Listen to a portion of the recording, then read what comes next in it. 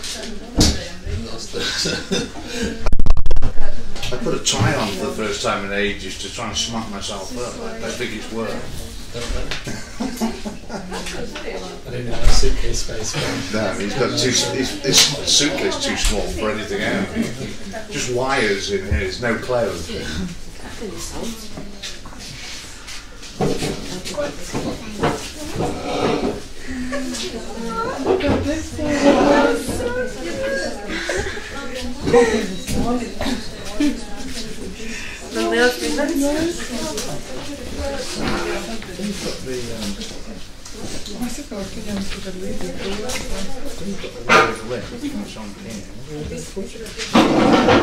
On the events page, the real discussion, the photos, just wondering where the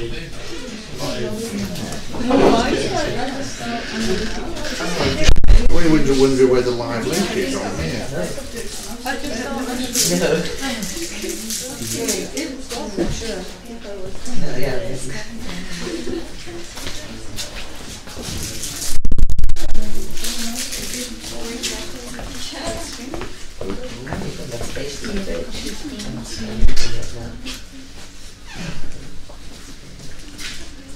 No, the link will see it.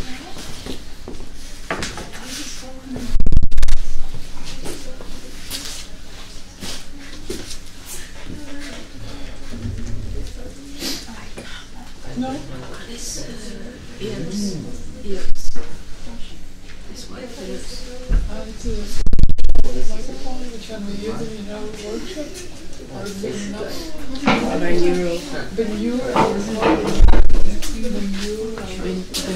Loads of stuff. No, it's like copy. The Wi-Fi is better in here. I was sitting there the whole day. Is it? So it's better than in the hotel. You stood underneath it. on YouTube. Yeah. Okay, and there's only now normal stream within the second Can we share it? If you go on and or do like a share. But it really feels like years to Tweet out this thing. Yeah, I saw it. And they also you can like listen to it super There's a typical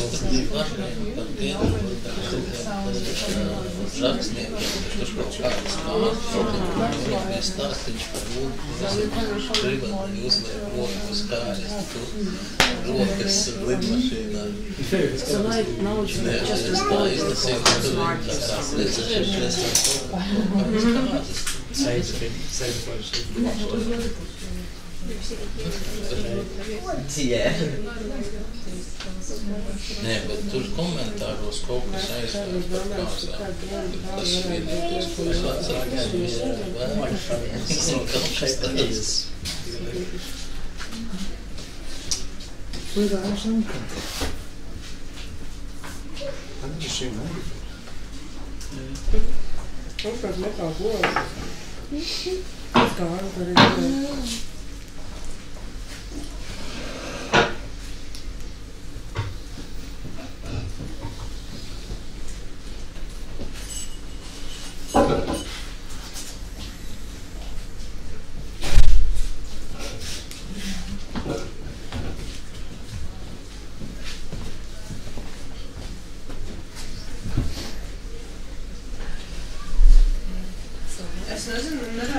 Es aizgāju vārīt ūdenis, viss karsto ūdeni izpilkāju.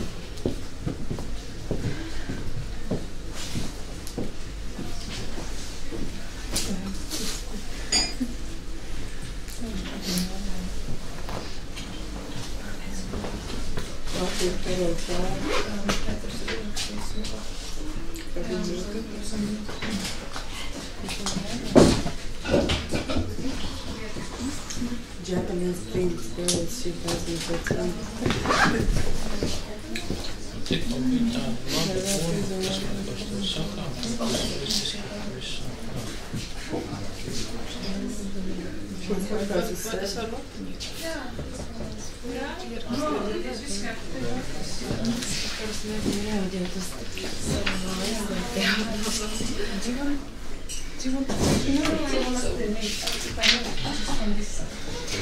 notes. I'm just going to get a sound recorder. Just record. Yeah. I'm a bit more old school. Yeah.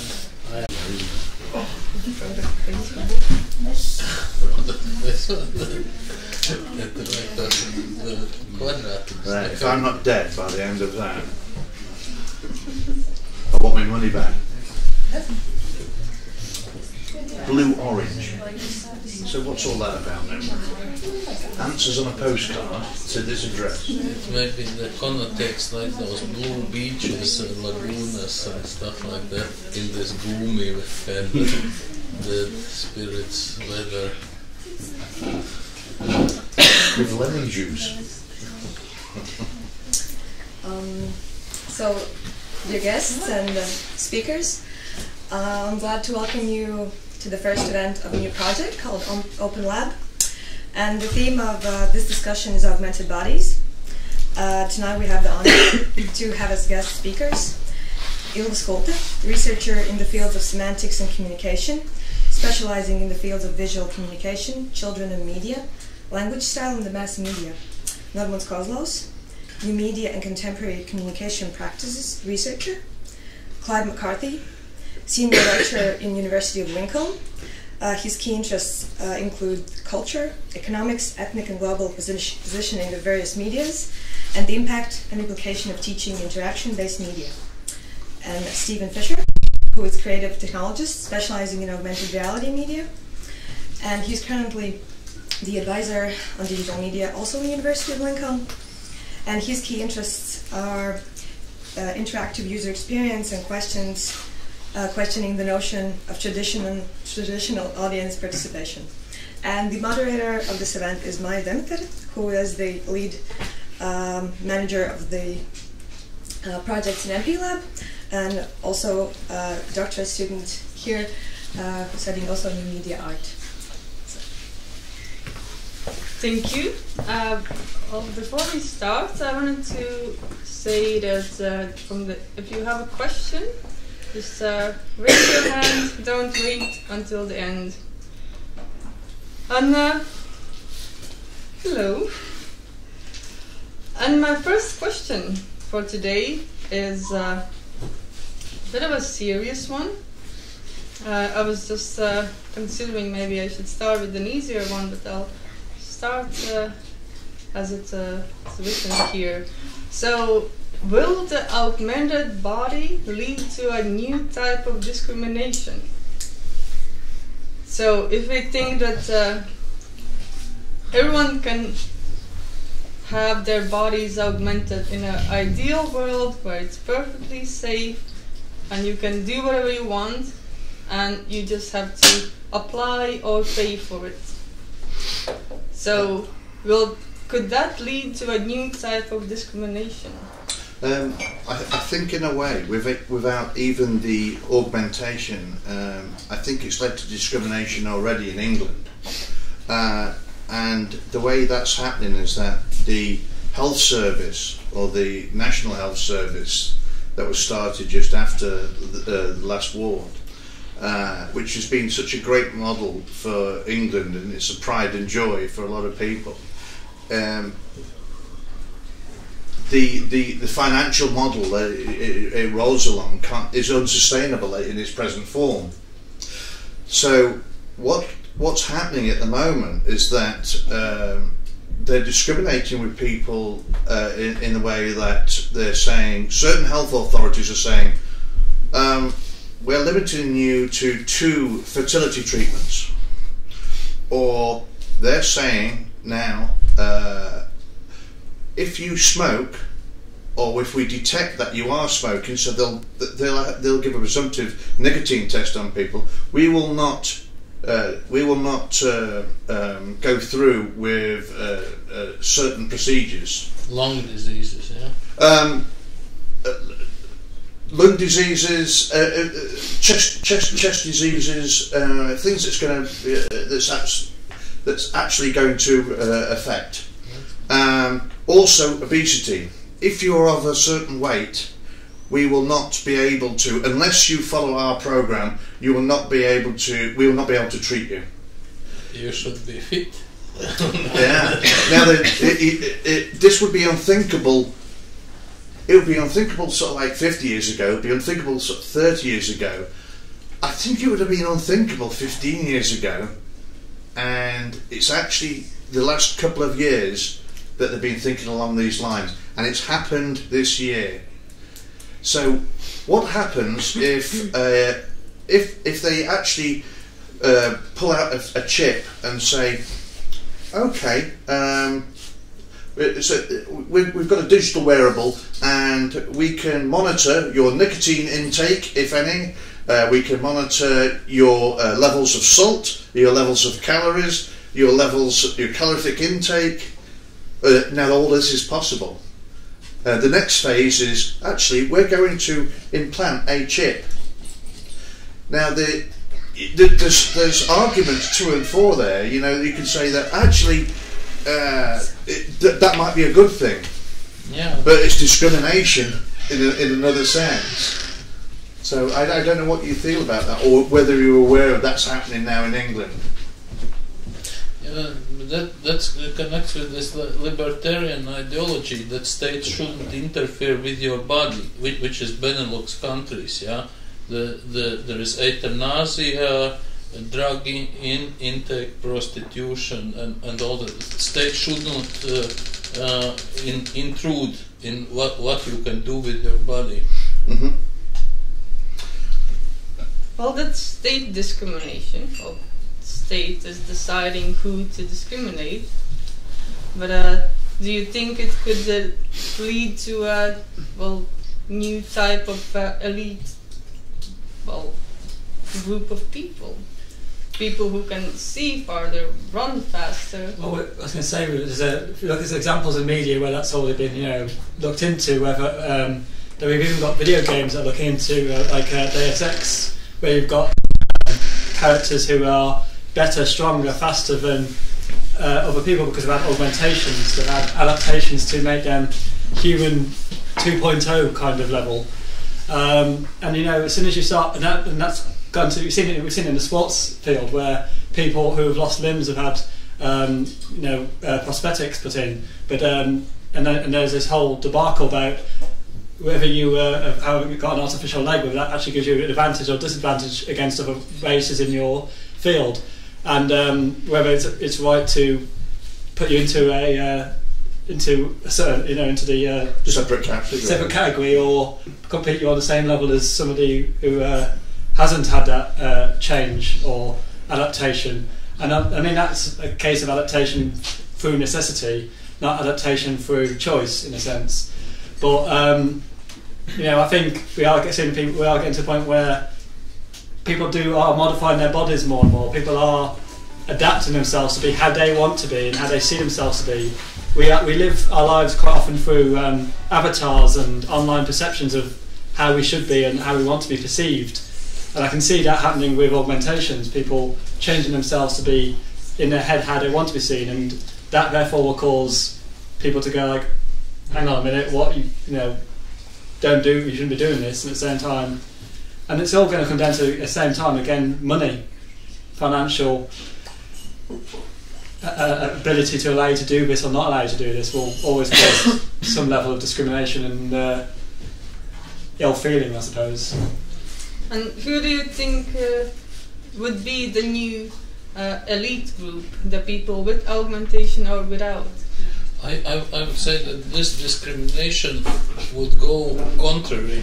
Those people who still read books, they will take over and rule the people who play computer games.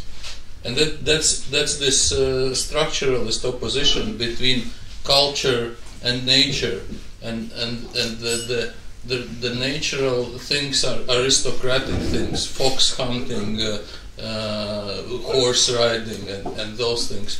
But for demos, for plebs, it's for the underclass. It is the most cultural thing, like the screen, where they work by the screen, they entertain themselves by the screen, and the farther it goes, it's.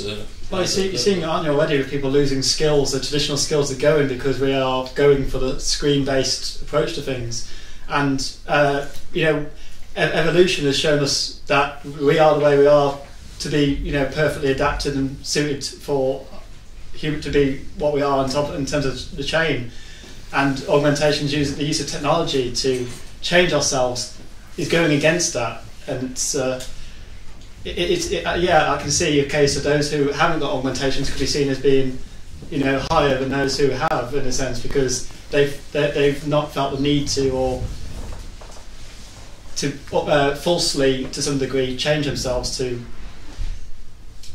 in a sense. I don't know how to word it in a sense, but kind of that kind of idea. I think it's almost like digital steroids with some guys, and steroids have been demonised, yet steroids were used for a long time within medical practice perfectly legally, and then you take steroid use and all of a sudden this is an outlawed form. And yeah,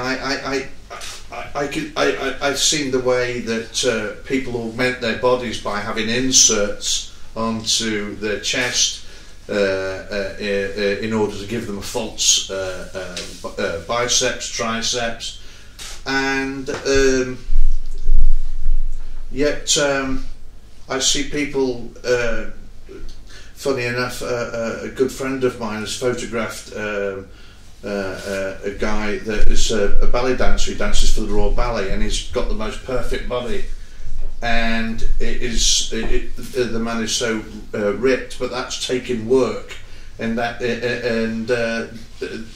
is his work. In order to dance, he has to work at being like that. He didn't buy augmentation in order to try and look like that. But imagine if you could buy an implant that will motivate you to exercise and eat healthier. Yeah, then I'd probably have to say that the person with the money that could afford the augmentation would be the next elite, and already we'd be start to seeing it's almost a repeat of history. The rich buying technology,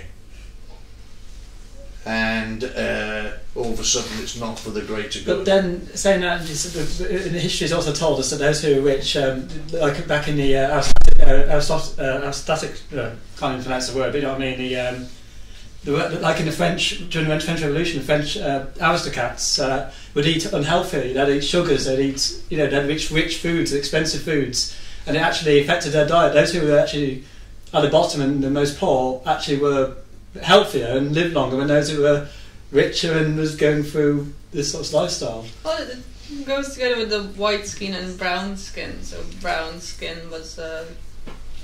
No, I just wanted to add, probably, because all the time when our discussion is going into direction of elite or be or not to be of elite, I'm thinking about the kind of remedy for possible or this kind of future development, because I think it's this balancing, and we have a lot of facts actually and reflections on the balancing of society. So I think we should somehow hope or vote for somebody who will kind of manage the society, or let's think about the society in balance in terms of not having dysfunctional, for example, implants or whatever. Actually, I think that in part we are thinking, or the small, a small crowd of people who are considered as elite is actually exercising some unnecessary actions, and also having some unnecessary goods. And also, if we think about the augmented body, then I think in part some of the possible implants are just unnecessary. So it's about functionality and the way of how we actually rule or manage the society in terms of holding it in balance. I started off with almost a medical scenario there. Well, an actual medical scenario. But if obesity, and in England it is a problem, we've inherited the American obesity. And with hemp legalization, it grows like fast food. yeah, absolutely. But you know, for instance, if I could buy an implant with an alarm and it would say to me, "Whoa, hang on, your sugar levels is that high. Your salt intake, I'm sorry. Blue Fanta, no way. You're too close to 60 to be drinking that stuff, my friend." I think I'd probably buy that myself, because if I'd had the implant long enough, I'd probably elongate my lifeline by another 10 years. I'd probably shorten my lifeline by drinking sugary drinks and eating too much salt. I think we discussed this last night. What one person's dystopia is another person's utopia in their sense. So I don't know who will be the elite. I think people will be discriminated against. Certainly in England, I think. But England is very class-ridden still. Always has. You're never going to get rid of that from England.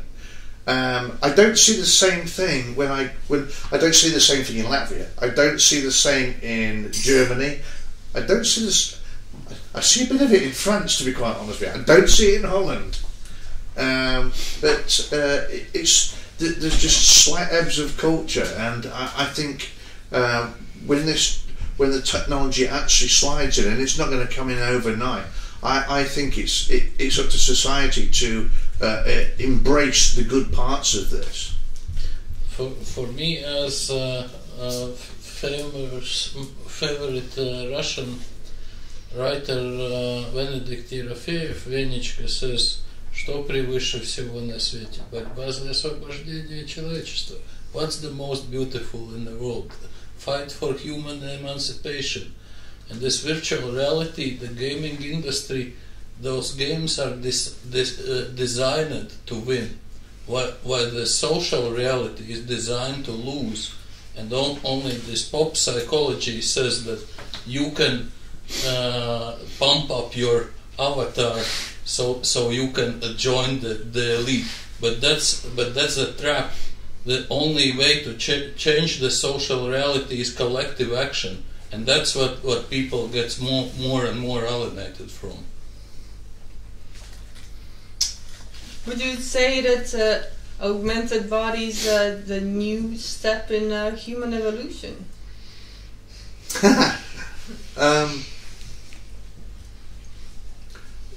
I think there's a few things working in conjunction. They banned cloning in certain areas, but we know that cloning is going on, and cloning research is going on, and actually stem cell research is going on, and it just takes a really dubious company to do something quite wrong, and that monster from within is going to appear at some point in time. Well, I mean, if you think about, look at human evolution, we are designed to create tools. We make tools to make ourselves, to progress ourselves and make our lives easier. And it's always about making life easier to some degree. And that's how. Why do we wear clothes? So we stay warm. Why do we invent this? So we can eat easier, get things faster. And technology is but the same. It's just a tool, and if we can use technology to make ourselves better and easier, make our lives more efficient, but it's got to be relevant and useful. That's the problem. Is with any technology and tool, and there is also counter uses where it's used for the malicious purposes or used for the sake of using it. For like entertainment, for example, is such a small use of so many tools and devices, and that it's kind of almost to some degree counterproductive to us progressing. Is us sitting down watching TV is not letting us go out and do more human-like things that we'd have to do to survive in the past.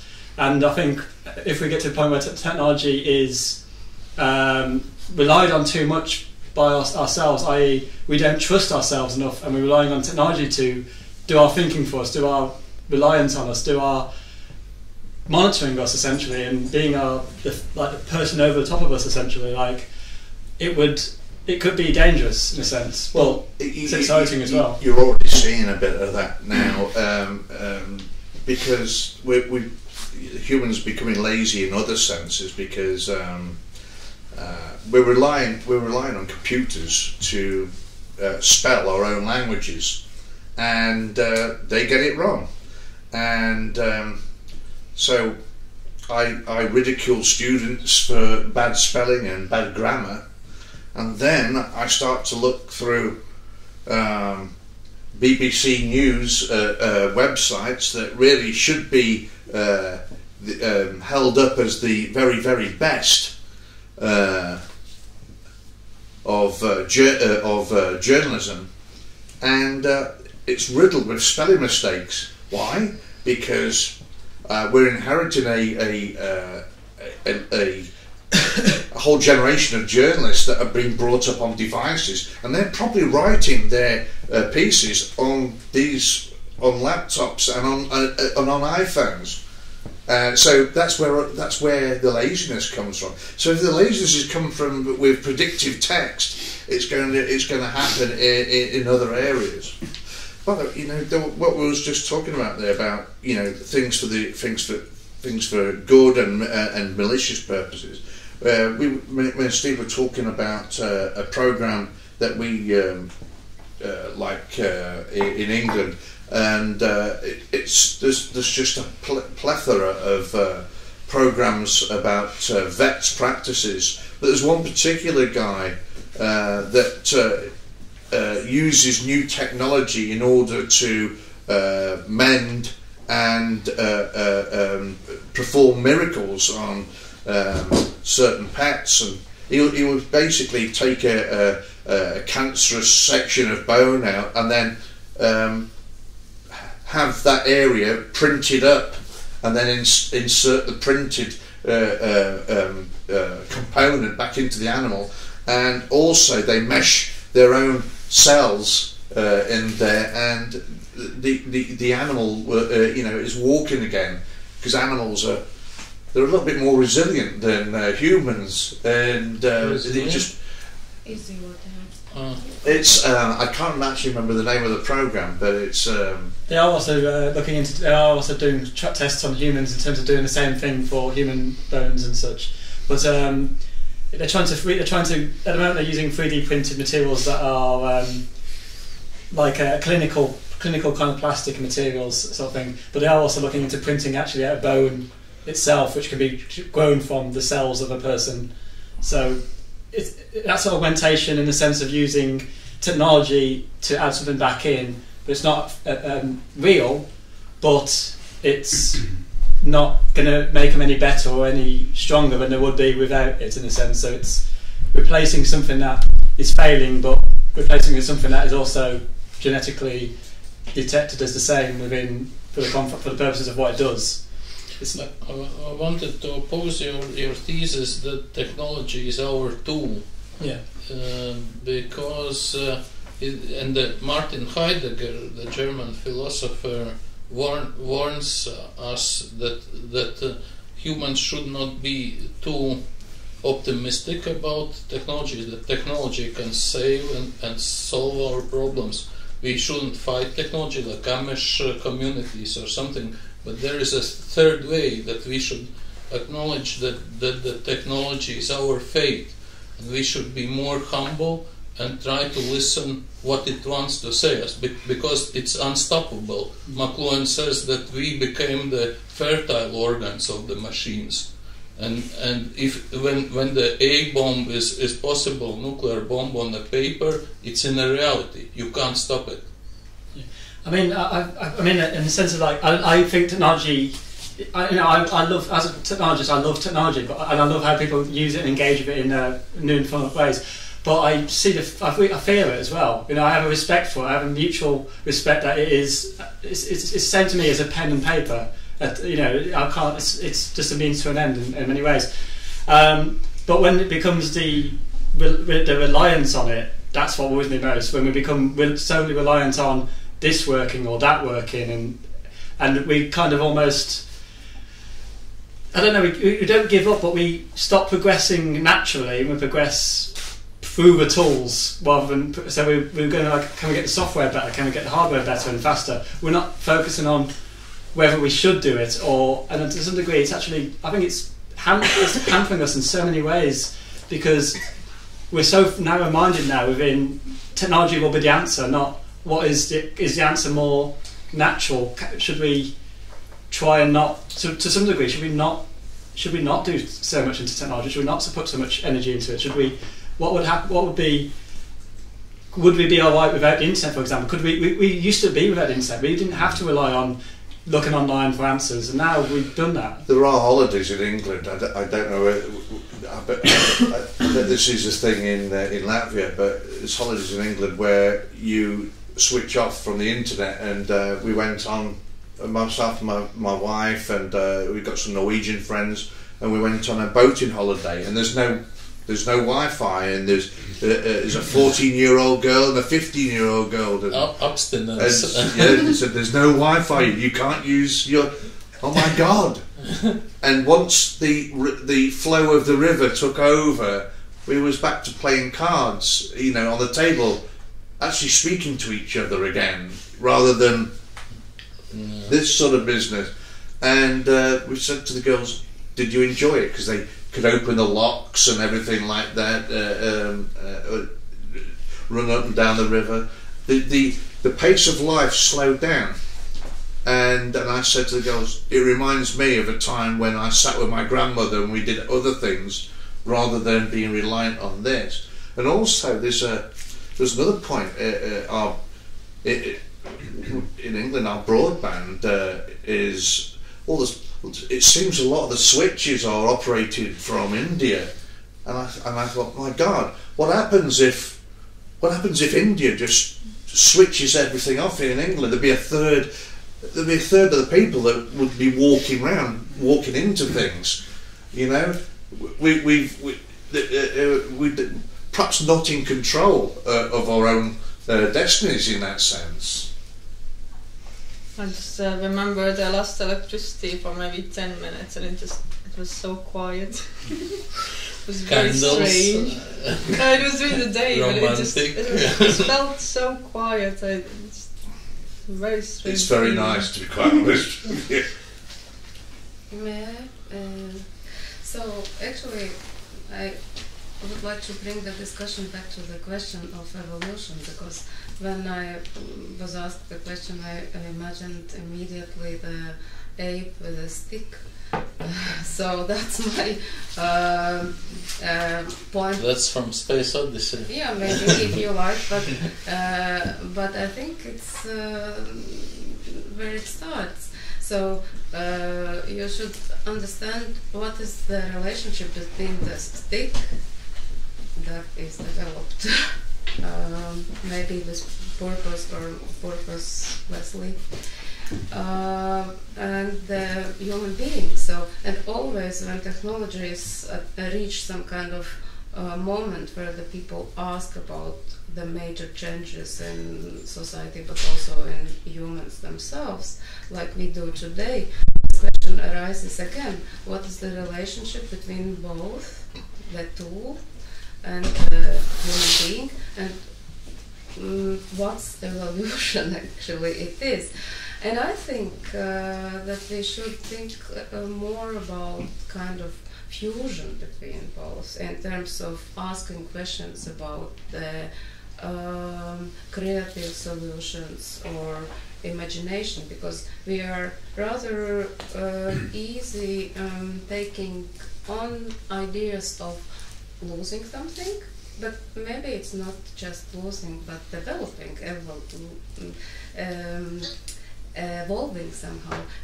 For example, there were in Plato's times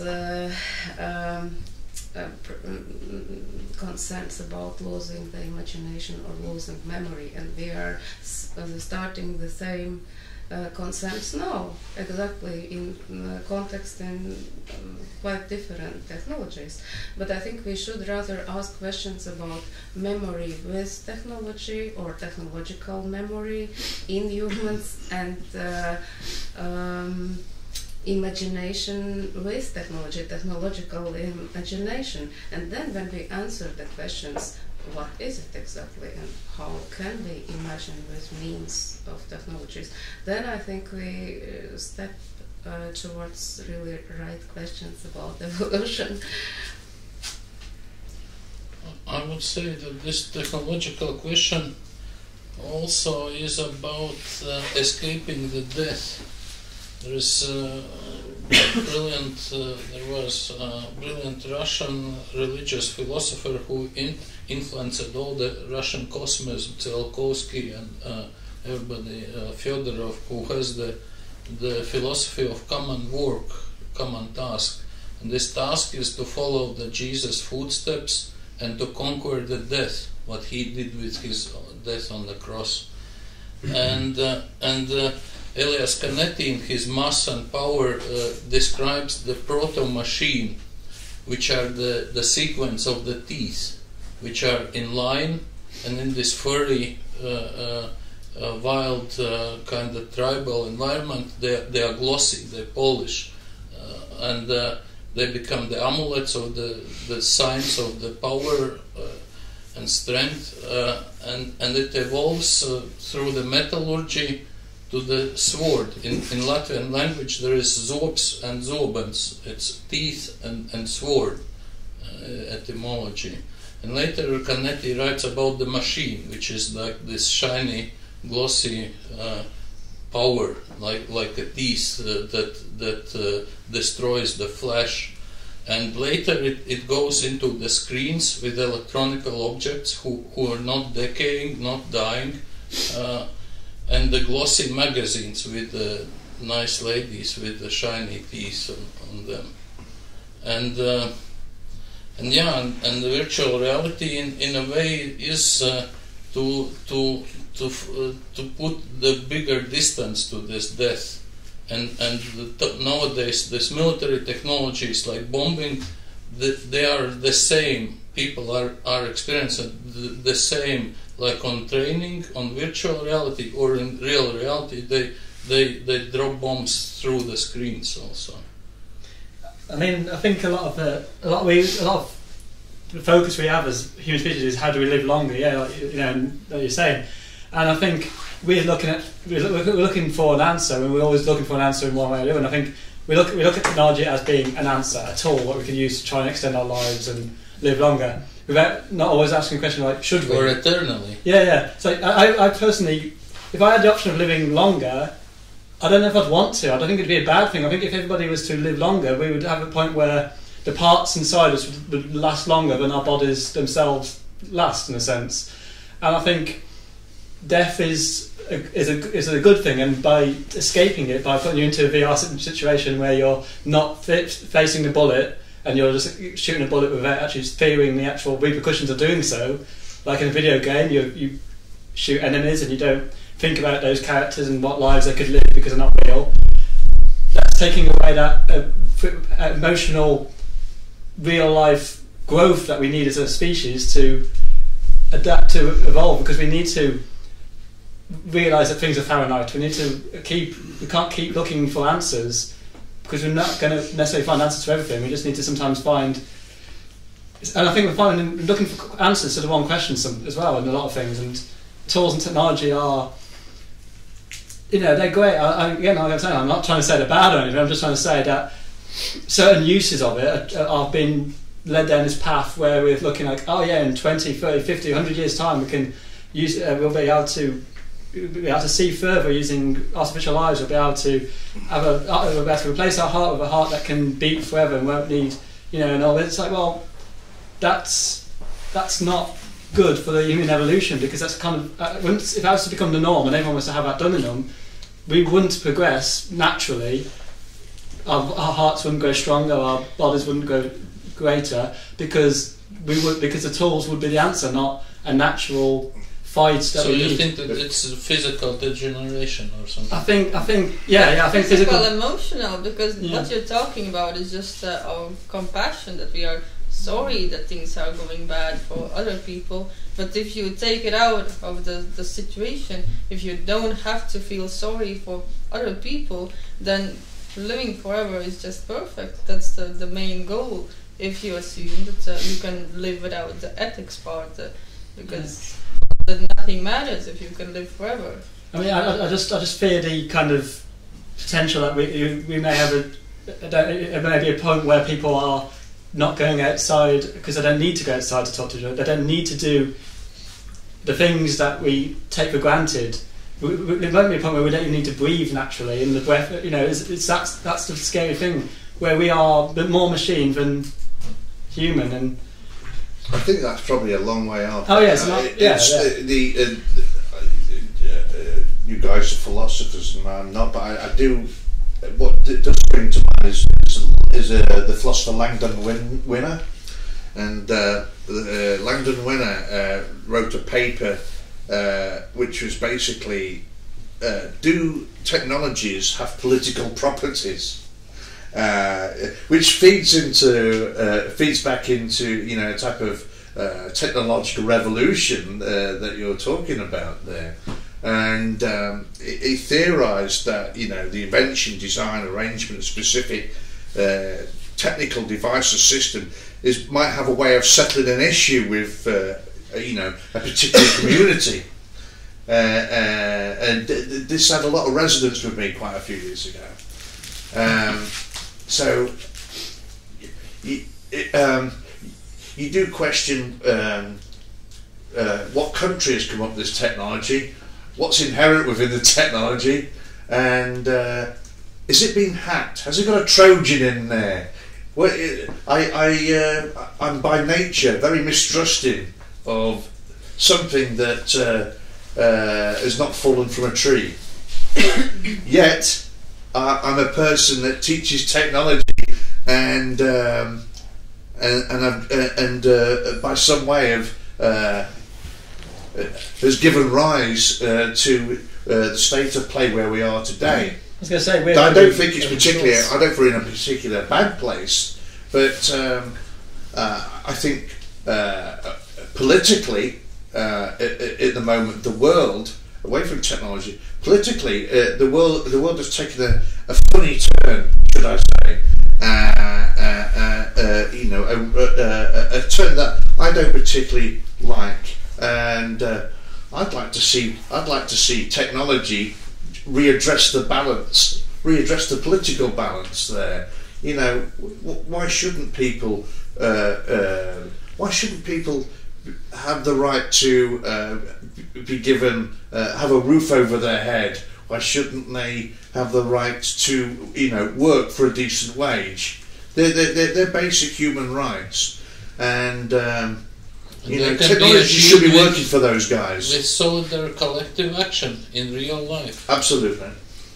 Yeah, but I think it's talk about like using technology for good, but being technology. The reason that America's presence is because of social media such as Twitter, and so it has its very counter argument as well. It can lead to negatives. I mean, me and Clive, although we have a mistrust of technology, at the same time we use open source software as much as possible. We try and work around things. So although we fear that things could be hacked or be manipulated or our views changed by remote avenues, at the same time, that's nicer to have than sometimes having it so locked down into a corporate view that's given to you by the creator. I'll give you an illumination of that.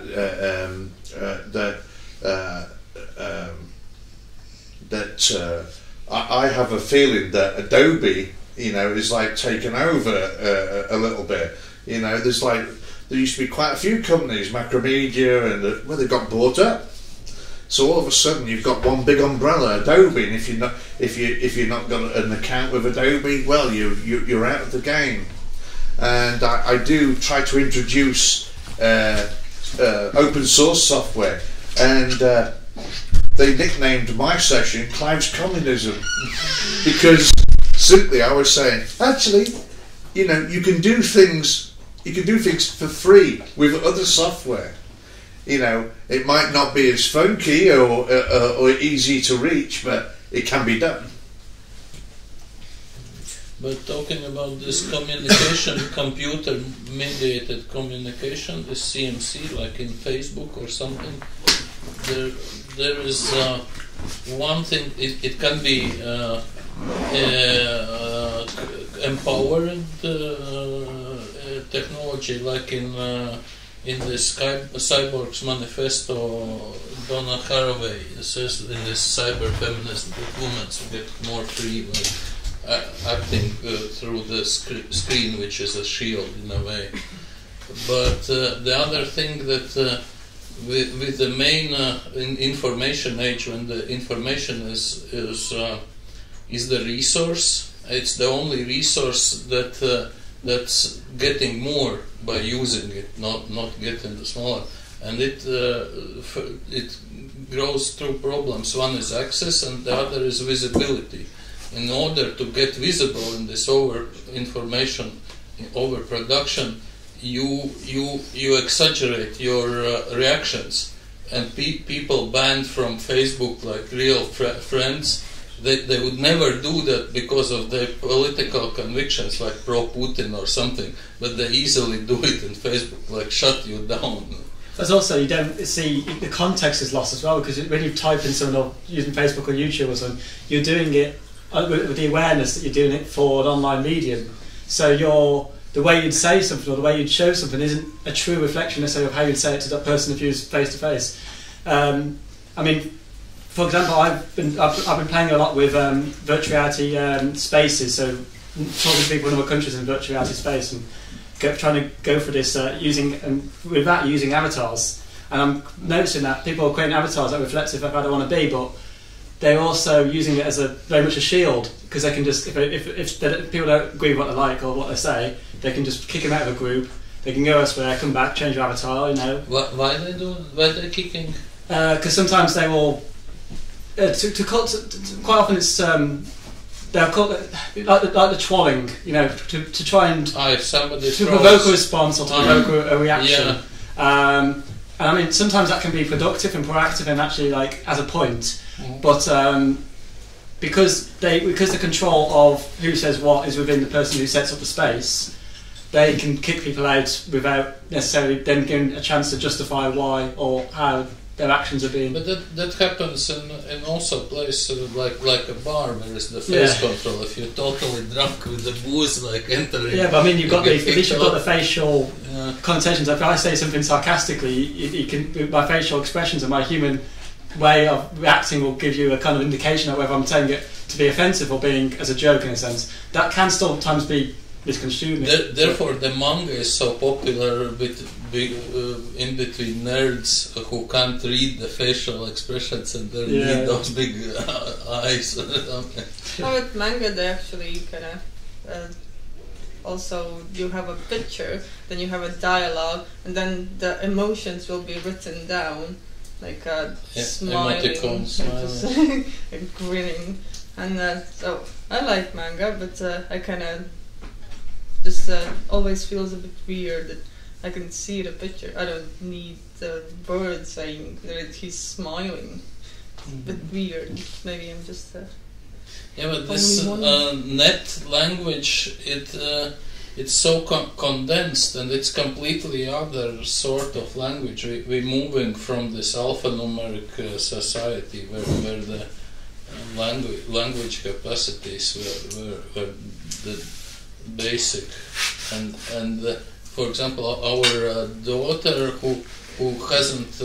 There was a quest with emoji languages, the names of famous Soviet movies. And I know better those movies, but I can't read that. And my daughter, she can. And at the same time, if I may, about emojis and emojis, the research by our colleague Andri Uško at Linkolnas Universitātē found out that the people actually use emojis showing different like emotions than you could suggest from the textual text. Actually, they trying the to sign change of sarcasm. Exactly, they are trying to change the very sense of the text that they post with those emojis.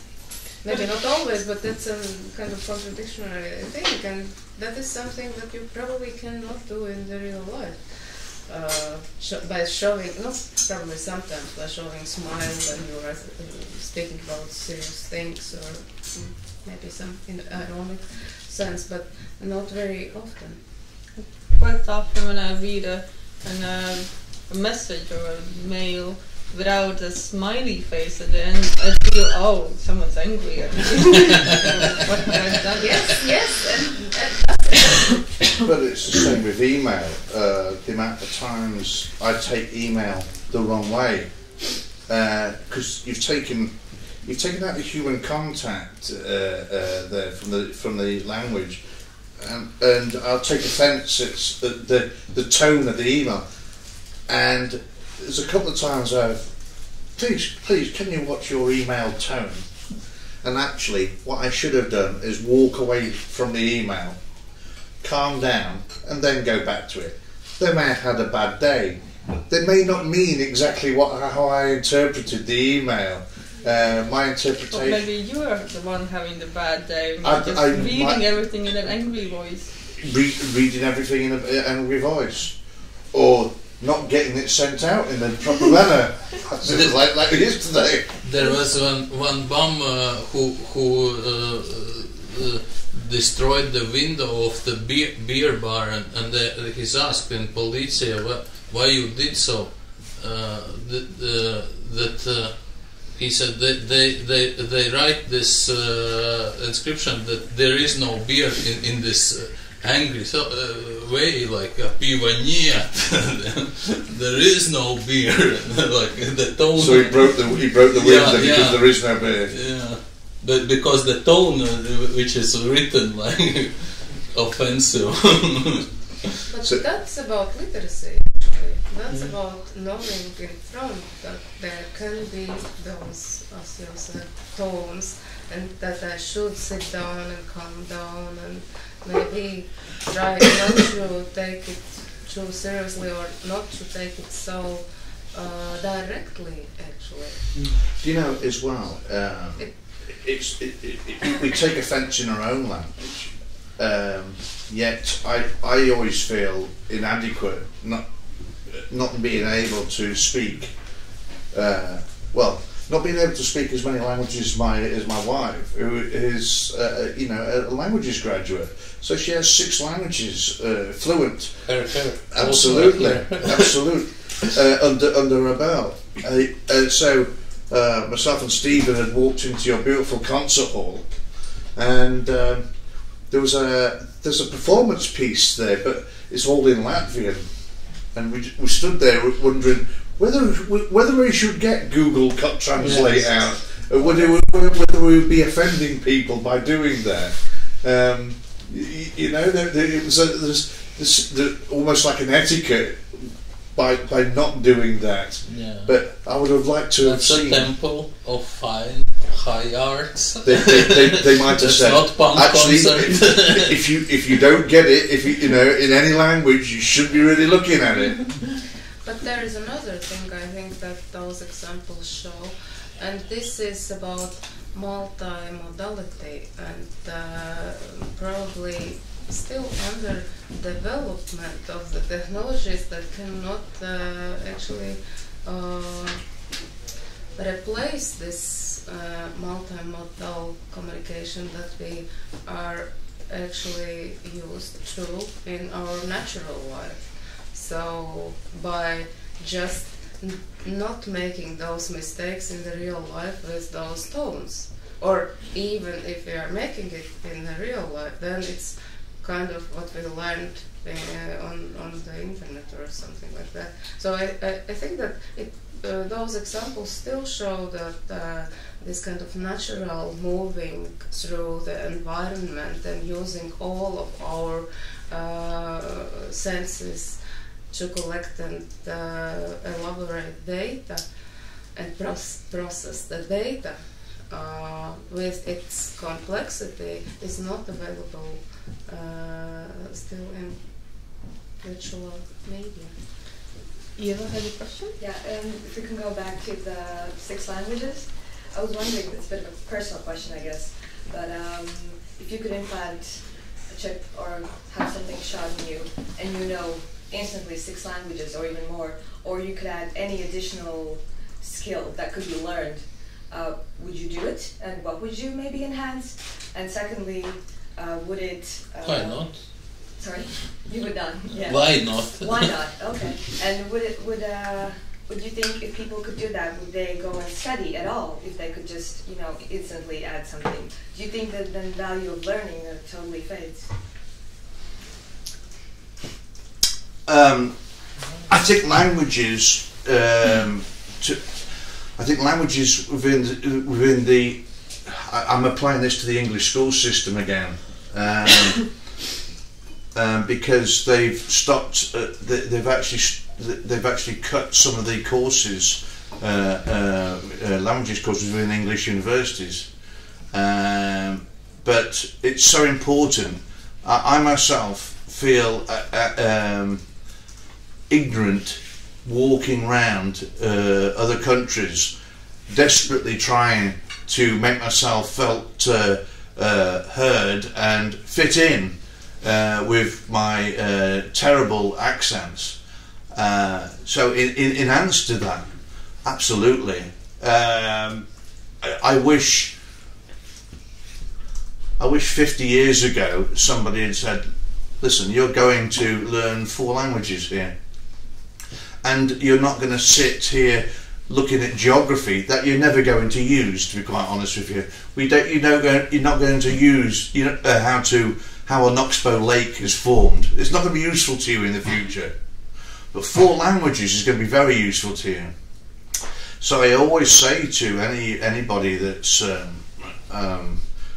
any youngster that I come in contact with, for goodness sake, get a 2nd language, get a 3rd language. I mean, I'm the opposite to you in that sense, Clive. I wouldn't personally. I'm the sort of person who, if I could have an augmentation, I would, but I'm scared of the operation process in some ways. But if I could have a way where I could learn languages and have language shown to me that doesn't involve me having to do any modification to my physical body, i.e. some glasses that I could wear that did it for me, or an earpiece that would translate it for me that I could take out, anything that's removable, then I will. But I wouldn't want to, but at the same time I think I wouldn't necessarily, I can't rely on the technology to be the replacement for learning the language. I think I still have to, if I want to learn a language, I still have to sit down with a book and sit down with somebody who actually speaks that language and get the full feeling of it. But to fit in, excuse me, it's not only the language problem. Like East Europeans, like we know each other by those cultural codes, like Russian movies or something, and it's in a body somehow. The Iron Curtain becomes the silver curtain with no social security here. But Liepaja is also the place with this very local pride. Friends of us artists, one Swedish and one Latvian, who run the alternative culture, who established also this thing. They were doing so much, living in and doing for city like exhibitions and everything. But no Liepaja people, they say that they are strangers still. I think that's true of an awful lot of cultures. We've just had a digital festival. We've had Frequency Festival, and the actual local people that went and visited was very minimal. Mostly it was university students, of which there's 14,500 of them now, and also they they shipped the school children in by a coachload. But actual people just looked at the cultural festival, and they didn't feel part of that, which was very sad, because it should be an all-encompassing experience. Yes, actually growing ideas how to what to say, but I just wanted to go back to this idea about translation implants. I would answer the question: do we need them or not? Saying that there can be different implants and different actually generations of implants. If we just think about a machine that translates word by word, I don't think that it's actually today a contemporary technology. So we should maybe think about some kind of learning or adapting technology that does it more quickly than the human beings can imagine even. Or maybe we can step forward and say that probably we don't need languages at all. If we talk about brain waves and communication via brain waves, then why you need this kind of old school technology translating languages? So when you invest into implant, please think about the future. But seriously speaking, I don't think that it's not seriously. I think I put it very seriously. But from another side, what I like about those discussions about future technologies is that you should really reflect on all the very common terms, like we already did. Freedom or life. We haven't had those philosophical discussions, but all those terms were just coming up in our discussion as something where you really should reflect now what is it or what is that. And I think the same is true for language, because we just from the beginning of maybe, I don't know, maybe it's different in different countries again, but in Latvia I think maybe only from kind of middle 17th century we can talk about literary Latvian language. That is one language for all people that we consider to be Latvians. So there are all those local dialects, and you will never stop in just missing the common ground for one big literary Latvian, and I think it's even more true for English. Ilva is a linguist. Yeah, I'm actually basically a linguist, so I'm a little bit skeptical when we always talk about languages. Yes?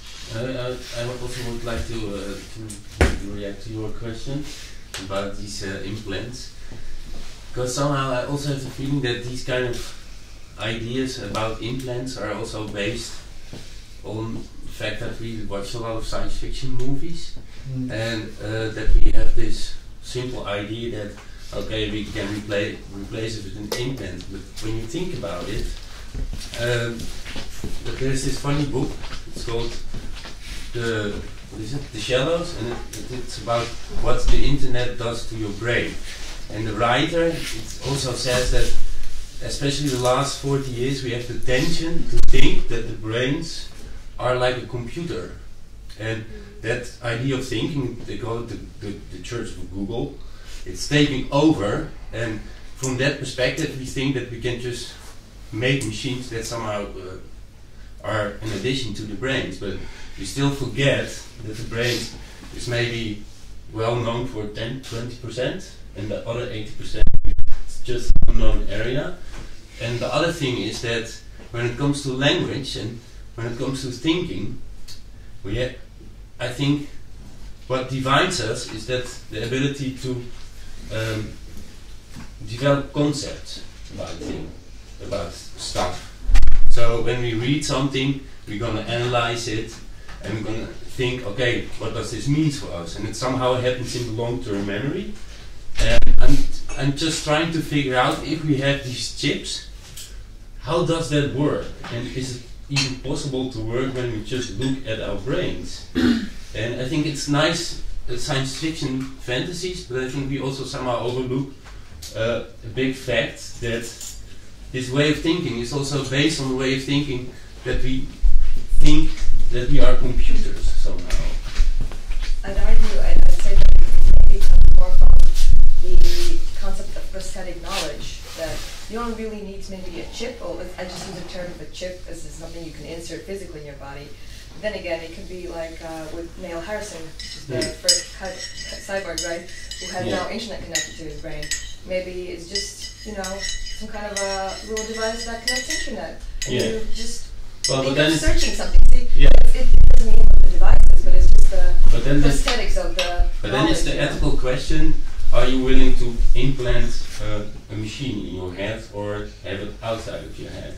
There's also this book, I don't know, it's called The Second Machine Age. It's an interesting book about some scientists that research the idea that robots are taking over the world, or machines are taking over the world. And it's interesting, and they end the book with some suggestions, what could we do to live in harmony with our machines. And what they see, what they say the big challenge and the big power of the machines is if we can combine our brain power with the power of technology, but in a way that we collaborate. So that's not the machines taking over, but that we, you know, and that's also what we don't know about the brain. An example: at some point there was Deep Blue, and it won, I believe, from Kasparov, and it was the first chess computer that won from a human chess player. Well, that was a big thing, and we all thought, okay, now the machines are going to take over. Yeah. But what happened next is that our tournament organized with chess players that collaborate with a computer, and they going to chess together. But when a chess player collaborates with a computer, it wins from another computer. So that's the power, I think. They did it with Go, didn't they? There was a recent, they built a machine that played Go against a Go master. It beat him, and then they built another computer that then learnt off the previous Go computer and beat that one. So they're getting better and better by learning by each other. But at the same time, it's... But the human knowledge becomes not valuable. But the human knowledge was required in the first place to put into it, to give it the data to feed from, to set off the chain of command. That was the first computer, but the next who beats that old computer, he generated already by playing in his mind. There's no humans at that point. So the human path was not, like you said, strengthening, but contrary. Contrary, yeah, definitely. But and I think what I'm trying to make the sense of that is a sense of we're trying to get AI to learn from AI and get better and better in that sense. But at the same time, as we are as human beings, we're quite fearful of this unknown. We won't allow. It's like the same reason we would never have a situation like the Terminator films, for example. We wouldn't ever allow robotics to get to a point where it would make us obsolete fully, because we would not allow that naturally, because anything that we see as a threat, we try and block off. It's not a case of us not allow that. We couldn't even get a decent Wi-Fi signal today. I don't know. That's always going to be the case. I mean, we're only as good as our last technology, and we've got an amalgam of different at the same time, we do deliberately hinder ourselves with that. We are deliberately stopping the progression to some degree of AI and of robotics. We could progress further with it and put more effort into it, but at the same time, we are, in the back of our minds, we're questioning ourselves, why should we do this? And like you said, the idea of if we could collaborate with the AI, then that's the perfect situation, and I see that's what it's going to be. I don't see an AI or robotic situation where that's going to replace fully the human connection. I can see it being a collaborative effort, and so far the AI has been used as a kind of idea of machine learning via machines for fun, but I can't ever see it being the practical only solution for a proper fully fledged system that we rely on. in any capacity. Taking up your point there about it being powered by science fiction. It looks like I'm the oldest one in the room. So when I was looking at Star Trek when it originally came out, 66, 67, so I don't see myself with a jetpack on my back these days. I certainly haven't got an atomizer where I disappear and reappear in another room. Perhaps the Apple iPhone, if you'd shown me that in 1966, that would have been quite astounding to my young eyes at that point in time. But we've not advanced as much as we thought we would have advanced to this point in time. But just let me pick it up on that last point about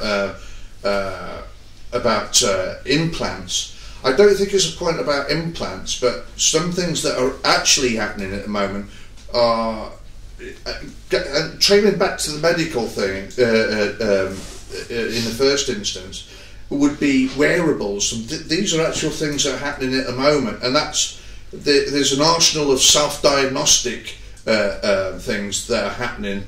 So portable ultrasounds are becoming a thing, self-analysing the heart's physiologically, the algorithms coming from the heart, people with medical conditions that can live a normal life with these extra devices. I see this as an enhancement to life, rather than a takeover of life. Sensors that teach us about our own body and health. So where I was coming from earlier on, it wasn't from, even though I'm a complete Philip K. Dick freak, for want of better words, there are sensors now that will tell us what our body is actually doing, and they're only going to get better. Robots that have dialogues with us. And there's projects. I'm dealing with one at the moment with a project with Alzheimer's disease, and that is basically somebody's short-term memory is being burnt off. They keep repeating. They can't even remember if they put a glass in front of them. But all of a sudden, their long-term memory patterns from 50 years ago have been brought to the fore. They're if for want of better words, their storage capacity has just been released, and they're starting to remember stuff.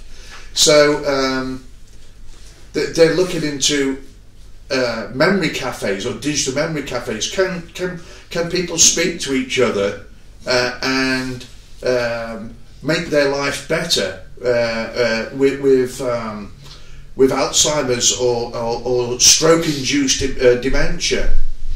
I see it as a phase, wearables.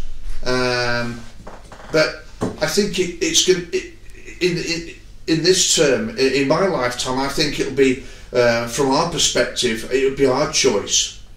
Do I think it'll be the choice taken out of our own hands? I don't think we can say. I don't. I hope not. I hope for everybody that has children in the room that we have a choice and we stick by that choice, and the world learns from its mistakes. I mean, for example, the wearables, like I wear like a smartwatch on my wrist. 9 times out of 10 I forget this. I'm wearing something, but I treat it as just a watch, and because it's an extra effort, an extra step I have to do every day that I'm not used to. I'm not a watch wearer. It's like if there's smart glasses out there. I had a pair of Google glasses. I used them very rarely because there wasn't something that I found a use for every day. There's an extra step I had to do, and I wasn't prepared every day to take that extra step of charging this up, putting this on, connecting it to the internet to get connections, getting all the sensor data sent through. I mean, it's bad enough having a phone in your pocket that does most of that for you. My colleague Greg Cooper has got a... This is phone. I'd rather have one of those sometimes. My partner, Greg Cooper, colleague, has got an iPhone, and he was staying with me. Spent a week with me, and we was talking, and I said, "Do you need to be somewhere?" Because I was starting to find it very rude. I was thinking, "What the hell's going on?" And he's got notifications. I didn't realise he's got notifications going through his iPhone. I said, "Do you know what? I couldn't have one of those things."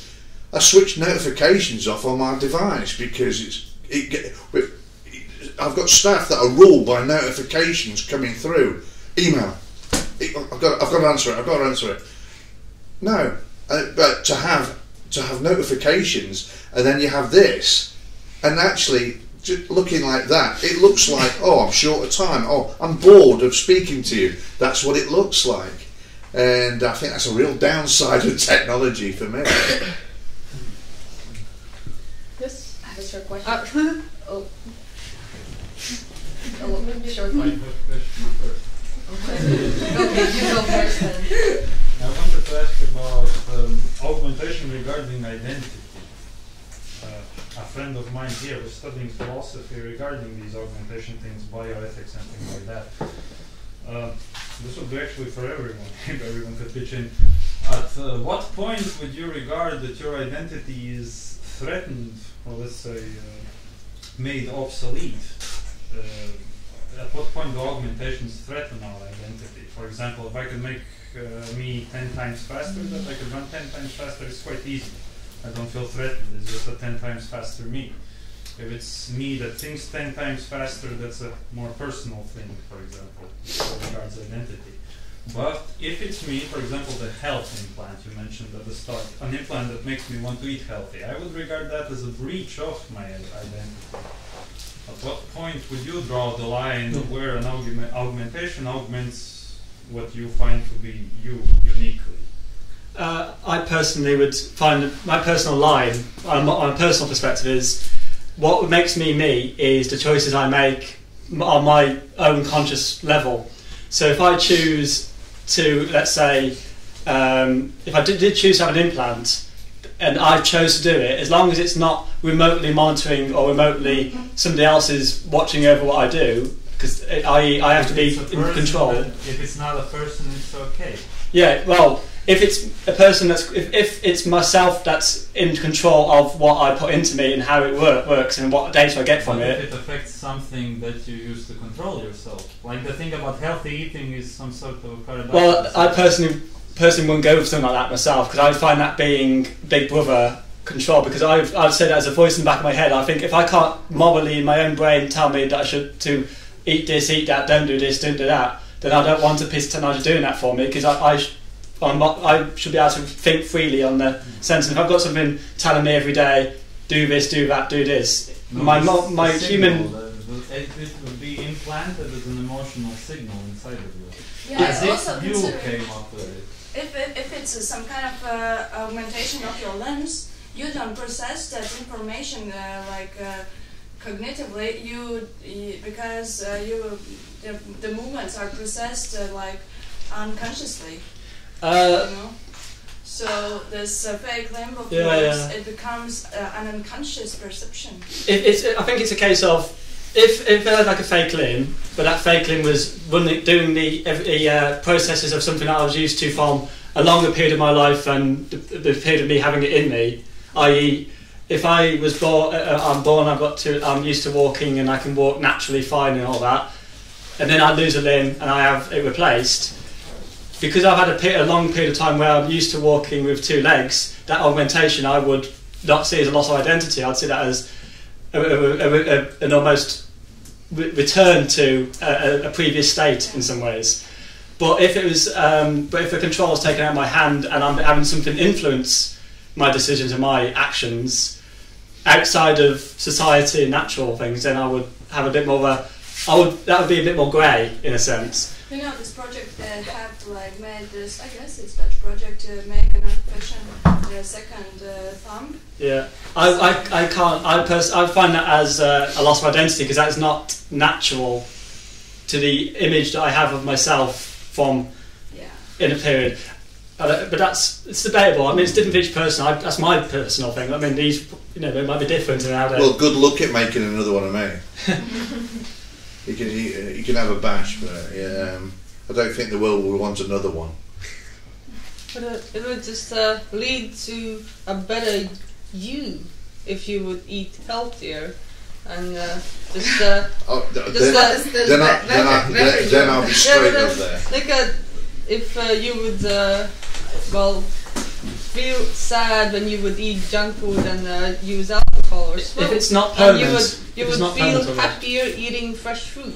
If it's not permanent, I'll be happy with it. But if it's permanent in there and I can't remove it without having to go through. But why would you ever want to remove that? Well, no, but I want the option of removing. That's the thing. There are different identities, like Persians in the ancient wars with Greeks. They made the decisions in the wartime in the two identities. They discussed it drunk and then sober. Go to the decision. May I add? I think it's important because we're talking about. I just finished this. Talk about identity. When teaching communication theories, always in winter term, I'm actually gradually always try to persuade my students that identity is a construct. Actually, that identity is pretty virtual thing. If we are talking, for example, about better me and I and myself and things like that, but if taken seriously, actually, yeah, there are just different theories, but at least part of them are taking for granted that the identity is constructed in the process of communication, in relationships. And I have virtual me, exactly, yeah. But also, let's take the Freud's idea about three actually me's. Where yes, I think it's again, it just makes the borders that we see for granted, like me, identical me, and somebody I pretend to be, and somebody that is not anymore me because of too many chips inside of me. I think we just should relax and somehow see those borders between all the me's in just fluent. Would you then give the keys to one of those yous? Let's say an AI. Let's say it's a healthy AI and it does the best decisions for you. Let's say it would take, I forget Freud's distinctions of id, because we imagine the subconscious id. Let's say you give the keys to your subconscious because you don't technically see it. No, this I can't, because as I understand it, it's impossible, but maybe I can... Well, let's say if it consists of many voices, let's say the voice inside you, well, not voice, but the thing inside you that tells you, let's say, about eating habits, and you completely give it over to the AI, because the AI is smarter, it has a neural network, it teaches faster. Thinking whether people have an identity crisis on that, and if it's about it and the subconscious, let's say, if they don't notice it, is there actually an ethical problem if you, while someone's sleeping, remove parts of his id and put in the healthy eating part? Is there an actual ethical problem with that? If someone doesn't notice, it just goes with life with the pizza. We have a comment, and Adji had a comment before. Do you still want to say something? Yeah, but it's not specifically about the identity, but I got a bit triggered by these things that chips that decide for you if you eat healthy or not. And but I want it's going a bit off topic, but it reminded me in an article I read about this American philosopher that had this idea to also somehow modify humans, but not through technology, but more through medicine and genetic engineering, but from a really noble goal to save the world. And it's not personal, but when you look at it from that perspective, and he thought, okay, if we want to survive as a human race, we should be allergic for meat, because that's killing the earth, the whole meat industry. But we should also at least grow 50 centimeters. We should be about 50 centimeters big. So we should shrink, basically. And so we have a way smaller footprint.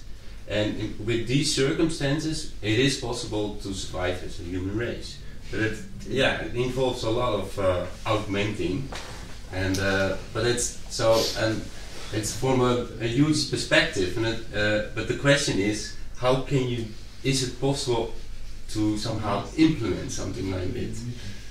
Because then you don't have a personal identity deciding to do it. There is a game about talking about the identities. Imagine your favorite animal. Okay. Then the second favorite. Oh shit!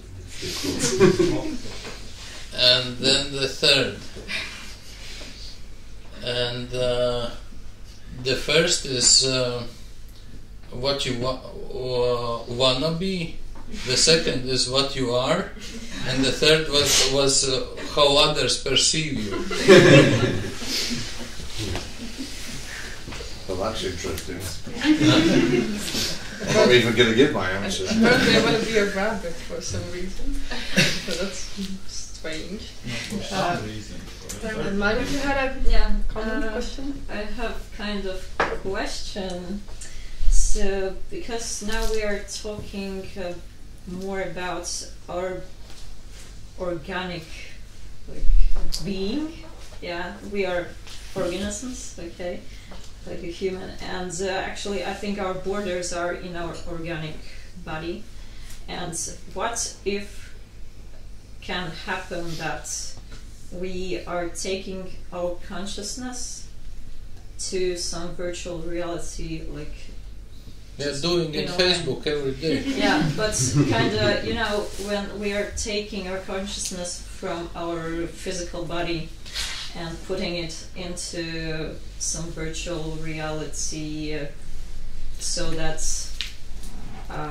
we don't have really this organic body, and we have just only consciousness. Yeah. Well, this question has a different perspectives. If you still feel like a human, because being virtual means that you live forever and everywhere, and so do you feel like human? Do you still have the human consciousness? So killing is bad, and I'm important for myself, and so I'm the center of my universe, and so if you still feel like that, or do you kind of disappear into the some kind of network, digital real? Yeah. So do you keep yourself, and is the keeping yourself important at that point when you don't have this limited body anymore? Because having the limited body kind of gives you the humanity.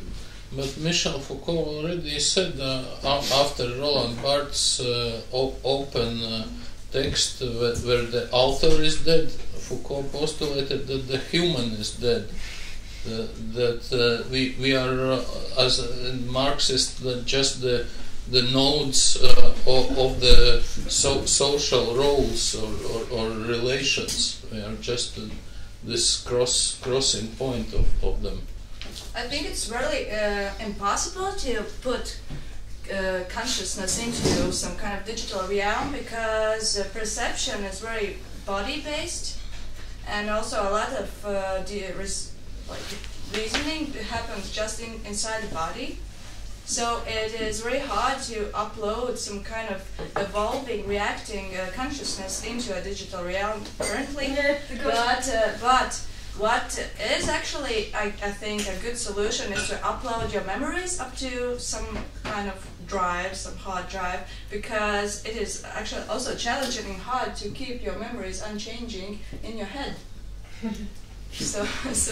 But the issue with things like memory is it's sensory based, and it's the memories aren't like when we think. Quite often we think it's easy to think of memories like a file on a computer or some storage space, but it's not done that way. It's it's like every hair on your body, every tiny cell, any terms of slight change or slight dot of rain touches it, that's changing that condition of that part of your body, and that is sparking into your, every second it's going into the nuances of your memory of that moment in time. And to exactly recreate that or store that in a digital replication, you get parts of it. I imagine you'd be able to digitize some of your memories to degree, as in you might be able to store location and roughly what you said to a degree and that kind of stuff, but the emotional nuances of that memory will be lost in the digital process of uploading it. I'm saying it based on now. I mean, hypothetically down the line, if you could build a kind of computer that works off of like a biological system, where it uses the same kind of processes of storing information and sending information and processing emotions as a brain does. I mean, we don't even understand the human brain, so building something that would replicate that at the moment is, way down the line. But if you can get it to be where it's each computer or brain storage is built the same as what our brain is, because each brain is slightly different as well. They're not all. We are the same in terms of structure to a degree, but some people's wiring of the brain will be different, because when we evolve and grow and from a young age onwards, our brain is changing, and the way things are wired aren't always going to be exactly the same. So you'd have to get an exact cell-for-cell almost replication of the body and the brain and the structure of memories for that memory to be stored accurately enough for it to be worth storing it. I mean, at the moment, the way we store memories really is photos, videos, and that's the only real way of capturing it at the moment. And that's been done. There was an experiment going back 7 years ago with a small camera, and it was worn over a period of months, and it basically just triggered a frame every few seconds, and this was basically analysed and put back to see if they could extrapolate and string a person's memory together. But I think what the real question is here is that can consciousness exist outside the body? There is a solution to memory. My wife is my external memory drive. Well, and we're celebrating 20 years of our and mine as well. And as my memory dies off, she takes over more. I hope she's not watching.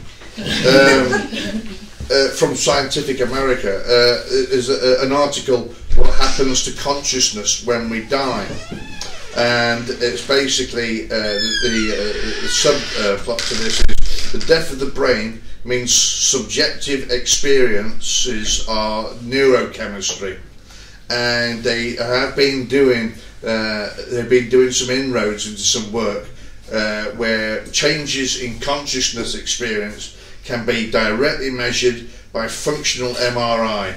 I cannot begin to pronounce the next word, but the wording after that is single neuron recordings. Neuroscientists can predict human choices from brain scanning activity before the subject is even consciously aware of the decisions being made.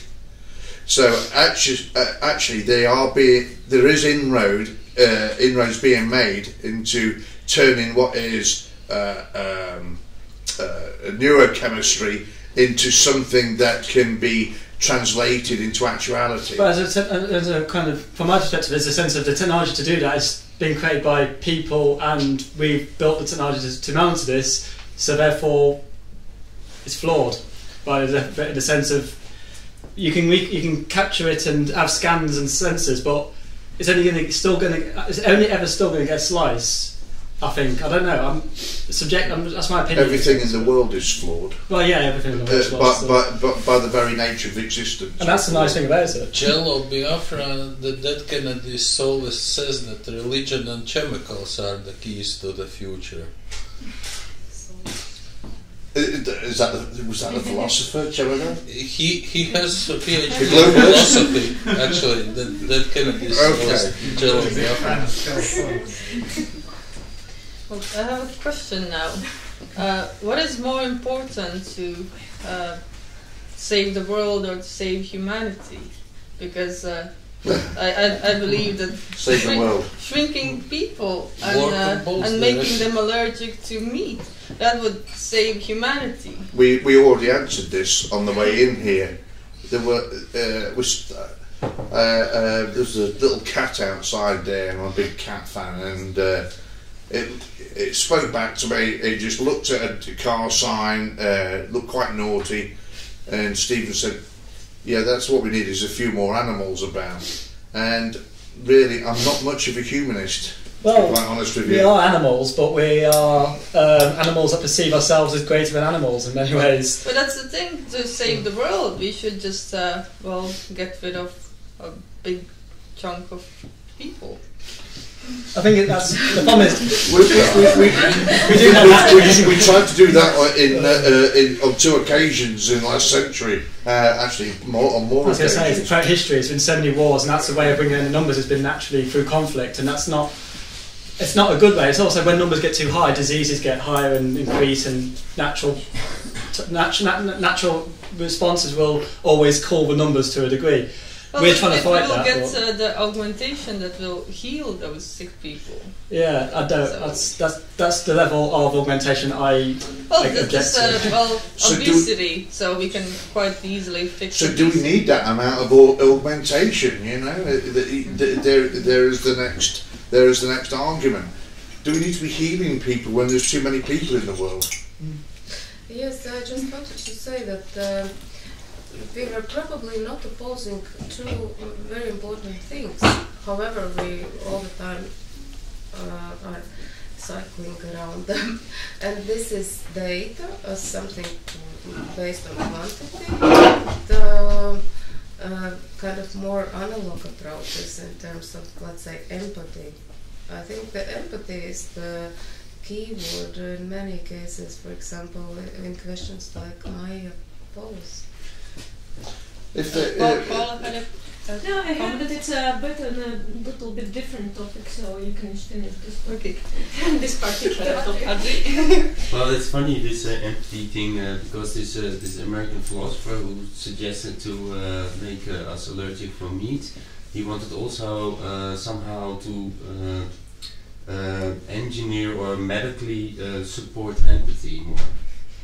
So, because people who are more selfless or have more empathy, they are more positive towards the environment and towards each other. Well, so it challenges actually the fertility of people, I guess, because high amounts of testosterone, which are needed for people to reproduce, kind of drop the empathy levels. Also, it's 2 flies in one hit. So we can't get everything on the same time, I guess. But then there is a field to study.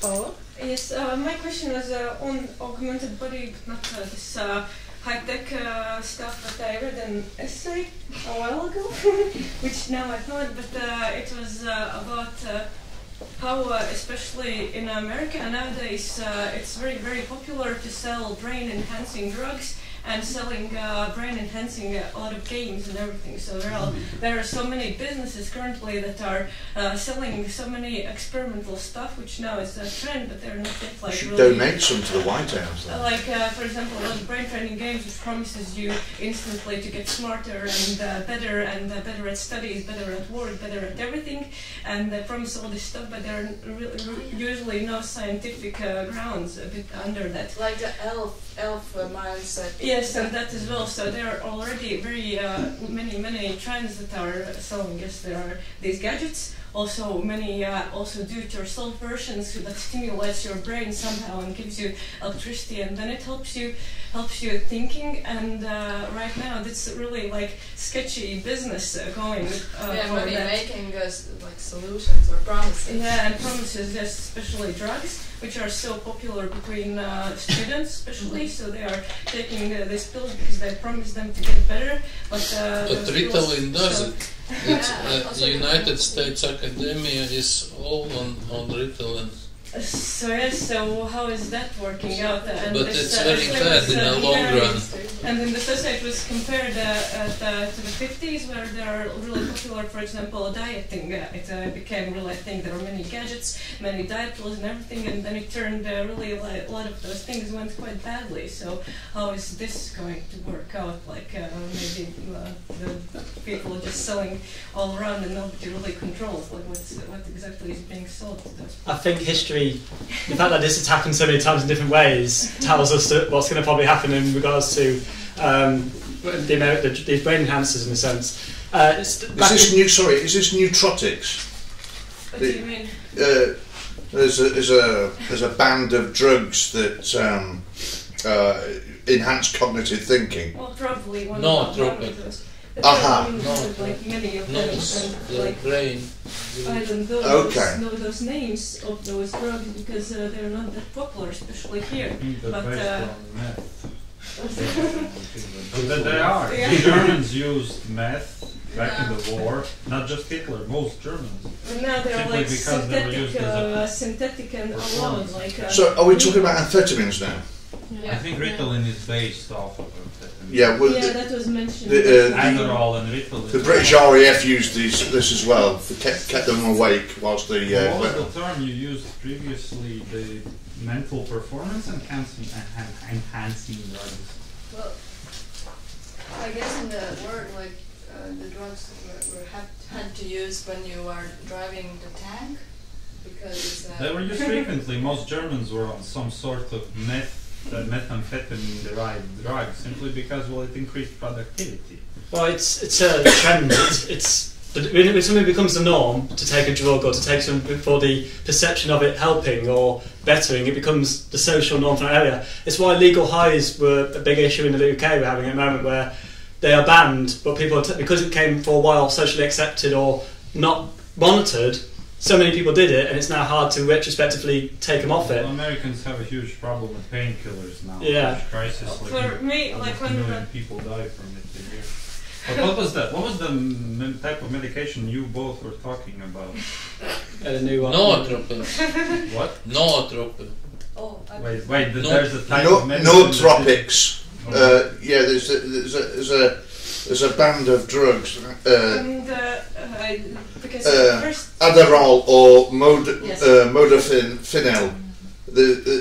They sharpen increase productivity, sharpen focus, without the intensity or side effects of certain prescription drugs. Everyone taking them. They're all the rage in Silicon Valley at the moment. Yeah. So all your iPhones are being knocked up by people on these sort of drugs. But why isn't everyone taking them then? Also in the Silicon Valley, the hallucination drugs, the microdose usages.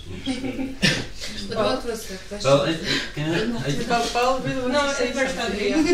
Well, somehow when I hear this, I also got a bit. I think also got my attention on these drugs. I also tried to order them, but it wasn't allowed to ship them to the Netherlands. But I somehow also have the feeling that this whole idea comes from the fact that we all think that we are like computers. yeah, it's true. And the same about those brain training games. We think that we can just like play a bunch of games and then we'll instantly learn to play something else, and then it will somehow Yeah, the improve real social significantly. Multitasking abilities. Or whatever, like a particular thing you need to activate in your brain, and then you can after that do better. Yeah, pump up your avatar with extra strength and So basically, we want to simulate the power of the computer with our brains. Some things are actually useful in that case. Like drone pilots are not selected from actual, pilots. Usually gamers, bad guys with controllers. And also the first question that Maija asked about the discrimination, and that's when I started thinking about it, that that's the part where discrimination in a way actually happens, because those people that choose not to use particular drugs to study or to work somewhere, they are not really competitive in that field.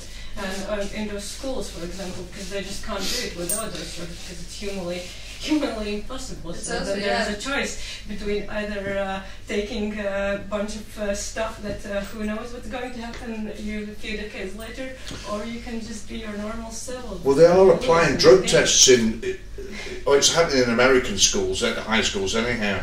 It's come to something when you having to have drug tests to see if you're actually bright or not, isn't it? Same as for sports, and now. I think you sort of, do we accept it more that sports people are going to cheat with drugs? It came in the news so many times, you know. Here's another Tour de France veteran on drugs. I was waiting for the next one. It ceased to be news item anymore. There should be alternative Olympics, like Love Parade has this hate parade, techno and the party. I completely agree. There should be chemical Olympics. But may I say, I actually think it's also about this quantification of success, because actually I feel that some approaches, even in education, are on the edge, and then that the people are starting to think about other methods of evaluation, let's say in education, that this testing where you have a grade in the end, a lot of people understand that it doesn't work anymore, especially if you apply this kind of competence-based education. You cannot, in the end, just test them by giving some grades. So, and I think it also somehow is the answer when we are talking about success in very different areas, that something else will be evaluated probably in the future.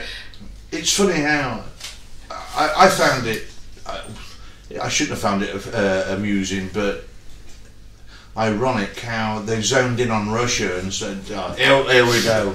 The Russians have been cheating again on drugs, and I thought, you bunch of hypocrites. Every one of you seemed to be chowed up. It was just waiting for the house of cards to fall, for the next one and the next one. And I'm thinking, I don't hear them shouting about Russia so much anymore, because they're all doing it. They just haven't been caught. There are no biathlon athletes who has no asthma. Let's still go to your point of education. Me and Clive both work in the University of Lincoln, and my opinions are from some. I wasn't a student that long ago. I'm quite jaded to some degree towards the education sector, even though I work in it. And my background's in the gaming sector, and so that's my brain is more of a young kind of modern, not modern in a bad way, but modern in the sense of the culture. I've grown up with these sort of things, you know, that sort of sense. But I think in the sense of education, how we mark, I mean, if people are taking drugs, it is really bad. It's sad. It's sad fact that, I think we should grade those who don't higher, and actually they are the better for it than those who are having to, not, it's cheating to a degree. And I mean, I think all medication to a degree has an effect. Even medication we take for when we're ill, there's an argument sometimes for some medications, should we go for the bottle to solve a cold or flu when we should probably let our body to a degree fight it, because it would actually do the body better to deal with it than not to deal with it. Stephen and I work quite closely over the last couple of years, and he knows that I'm a grand mal epileptic, and under times of stress I've had to have my medication modified, and having your medication modified, or if it's starting not to work, the effect it's having on me is complete blanks in my memory. And sometimes I'd have to go to Stephen and say, what did I just say there? Whereas what I used to do, a trick I used to do for years was, if I had any blanks in memory, was to zone in on a student and say, what did I just say there? I'm just checking up on you. Yeah, right, I'm back on the page now.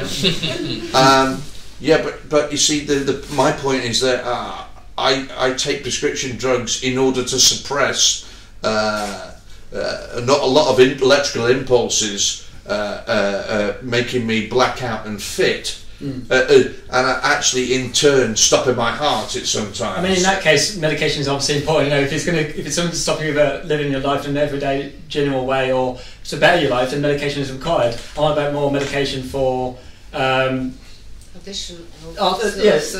temporary problems that aren't really going to impede your life in a greater way once it's passed. But the Adderall thing, it taps into a thing that's actually important.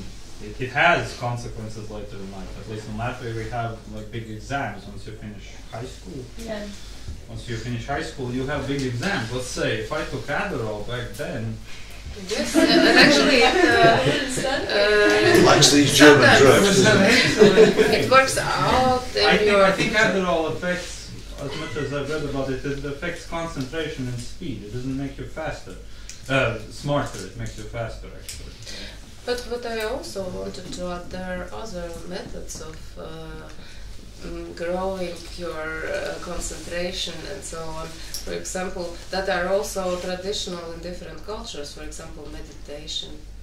And a lot of people, I don't think it's so ironically, a lot of people have interest and even invest money in learning of meditation, and not only meditation. Or long romantic walks to the bar. No, but actually you should also spend your money sometimes.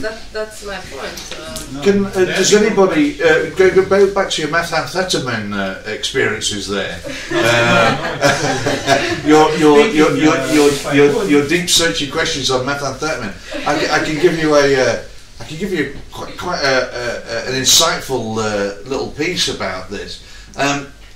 Years ago, during the Winter Olympics, a British ski jumper was tested positive for drugs, and he didn't know what the hell had hit him. And he said, "I haven't been taking any drugs." He was banned. At that time, I was in New York, and I had a bad cold. And I'd got my usual tablets, decongestants, and my nose was quite badly stuffed up. I don't know if people use Vicks Sinex to clear the nose, little tube that goes up the nose. In England, it's full of camphor and things like that, quite natural. And I bought the American equivalent of Vicks. And there's an outlet there called Duane Reade's, and I bought a couple of these things. And I was thinking, God, that's made me feel weird. They're strong. When I looked at it, contains levamphetamine. Would be banned in England.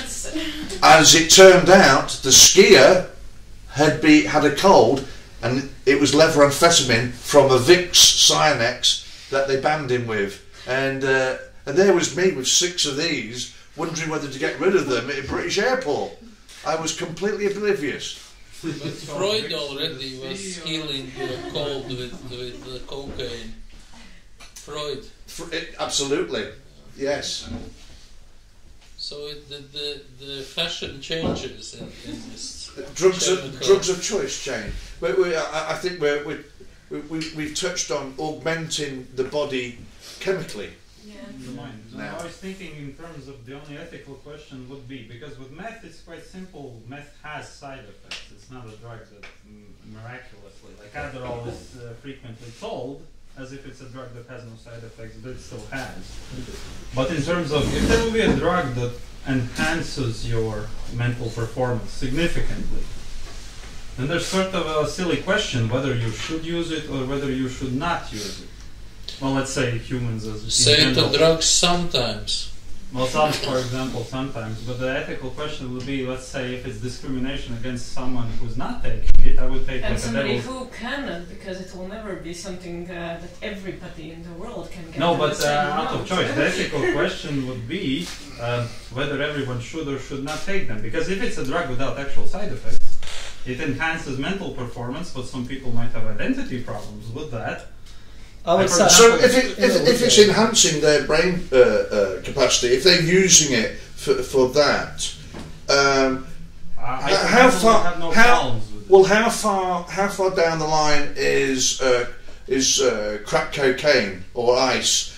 How far away chemically is that? It's not very far, yet the side effects from that would be homelessness, prison, loss of family, because they fall within a social strata. Yeah, side effects don't have to be chemical or reactive to your body, it can be side effects to your life. And there's an argument can be made that those side effects come from the actual physical dependency. Yeah, but at the same time, it's still a side effect. The side effect, whether it's from a social or from a physiological or physical change, it's affecting your progression that would naturally happen because you don't know what would have been if you didn't take it, and you're never going to know what it's going to be because you took it. Well, I'm not thinking about Adderall in high school. Right? Yeah. But like you said, if you took Adderall in high school and you then did better further on in education, you'd always, in hindsight, you look back and go, what would have been if I didn't take it in high school? And if you did, so if you're in a natural route. My brother had an alcohol dependency. He denied it to the day he died. And he didn't know when he'd gone past the Rubicon. So one man's dependency is another man's lifestyle. Anna? But that's... Yeah, talking about the drugs and kind of wanting to get away from this topic, I remembered about this issue of fish caught on the coast of America, like the salmon contained a lot of antidepressants in its like meat. In Seattle, in Seattle, yeah. So it had antidepressants in it, also cocaine, and a lot of good and bad stuff. So also then researching the behavior of these fishes, they also reacted to the drugs people intake. So fishes, because of antidepressants, they become less afraid of predators. So they get abused by the more sexual abuse in fish. Yeah, and also they become hermaphrodites, so they die out because they don't want to make other species. But then talking about augmentation of a body, I thought maybe we can save the world by augmenting other species' bodies. So why are we talking? For once in my life, I'm speechless. But how would hermaphrodite fish help us? Like that. What do you mean by enhancing other species? Yeah, I think we should. The beavers will cut the woods. Like being done with genetic modification. Also, like these holes we don't make into the bodies of cows just to see what they are. Yeah. We are already growing bacteria that can eat plastic, that can eat heavy metals, and can kind of recycle heavy metals. So we are already doing that. We have been doing that for years. Yeah. The cows we have are giving 10 times the milk of a cow that lives in the wild. Most of our agricultural plants, we wouldn't notice them in the wild. Things like corn looked very different. We've done that for tens of thousands of years. But this mechanic technology versus this chemical technologies, it's the counterculture issue, and it comes already from the modern times beginning with Jean-Jacques Rousseau idea of noble savage, which becomes the mainstream in Avatar, or this machine revolt on Matrix or Terminator and so on. And in Avatar there is this greedy mechanic civilization capitalist who gets this research, and there is this noble savage who lives connected like hippies through hallucinogens and with those native kind of things. And this countercultural idea of eternal youth, where in the glam magazines, where there is no death, no sickness, this eternal life, and it comes with this postmodern kind of relativism or irony of this countercultural, like playing sons without the discipline of this industrial societies, whether Soviet or capitalistic, and they become they provoke the new how it's in English, seriousness, yeah, getting away from virtualities like Pokemon Go, which capitalization is bigger than whole United States electrical supply network. Yeah, it's longing to get rid of the exchange value to get to the use value of the things, and that's the Trump, that's ISIS, that's this new seriousness. And unfortunately, this new seriousness is in this archaic, traditionalist and feudal kind of way, reactionary. That with the down of Soviet Union, there is now this modernization project which could be alternative to the capitalism. That I see is also one problem of this gamification of the culture. Ultimately, I go back to the old statement: can technology save us? It's a great website that goes with that as well. But it feeds into, can technology save us? Who do we save? Humans or the world? And everything else comes under a sub-banner within those contexts, because it's up to us to have a revolution, a moral revolution, immediately, because we've been fed a little bit of a lie over the past few years, because the West thought that fossil fuels will go on forever. Yet, at any one given time, there's only 15 years worth more of oil left, and they just elongate that timeline by finding new ways, new pockets of it, or new ways to extract it, i.e. fracking in the States and in the UK, we have to have a think about what the world's going to look like when that that fuel eventually runs out. And to put it into context, it takes a barrel of fuel to make a set of tyres. Everything is based at the moment on oil, the petrochemicals, plastics, everything that we know. So even solar panels. Even solar panels. But excuse me, it's a false danger that technologies are out there to synthesize it. Simply that it's a bit more expensive. When the natural oil becomes more expensive, the technologies are out there already. Yeah, because you can synthetically create plastic and create the oils, and that will be what will be the answer to the problem in a sense. But yeah, it is mainly because it is cheaper to naturally source it than it is to create it. No, I wasn't saying that. I wasn't saying that. There's a solution, or there's a technological solution immediately. I think there'll actually be some sort of energy gap that will go through. We'll actually, without being too dark about this, but it might be a good thing. We actually would go back into some sort of dark age state for a time. Mad Max, the diesel punk. it wouldn't be so far from. It would probably be the first film, not the Hollywood vision of what it became, but certainly the first film. So there'll be a little bit of a dark time. In England, people petition against having a wind turbine. It's unsightly.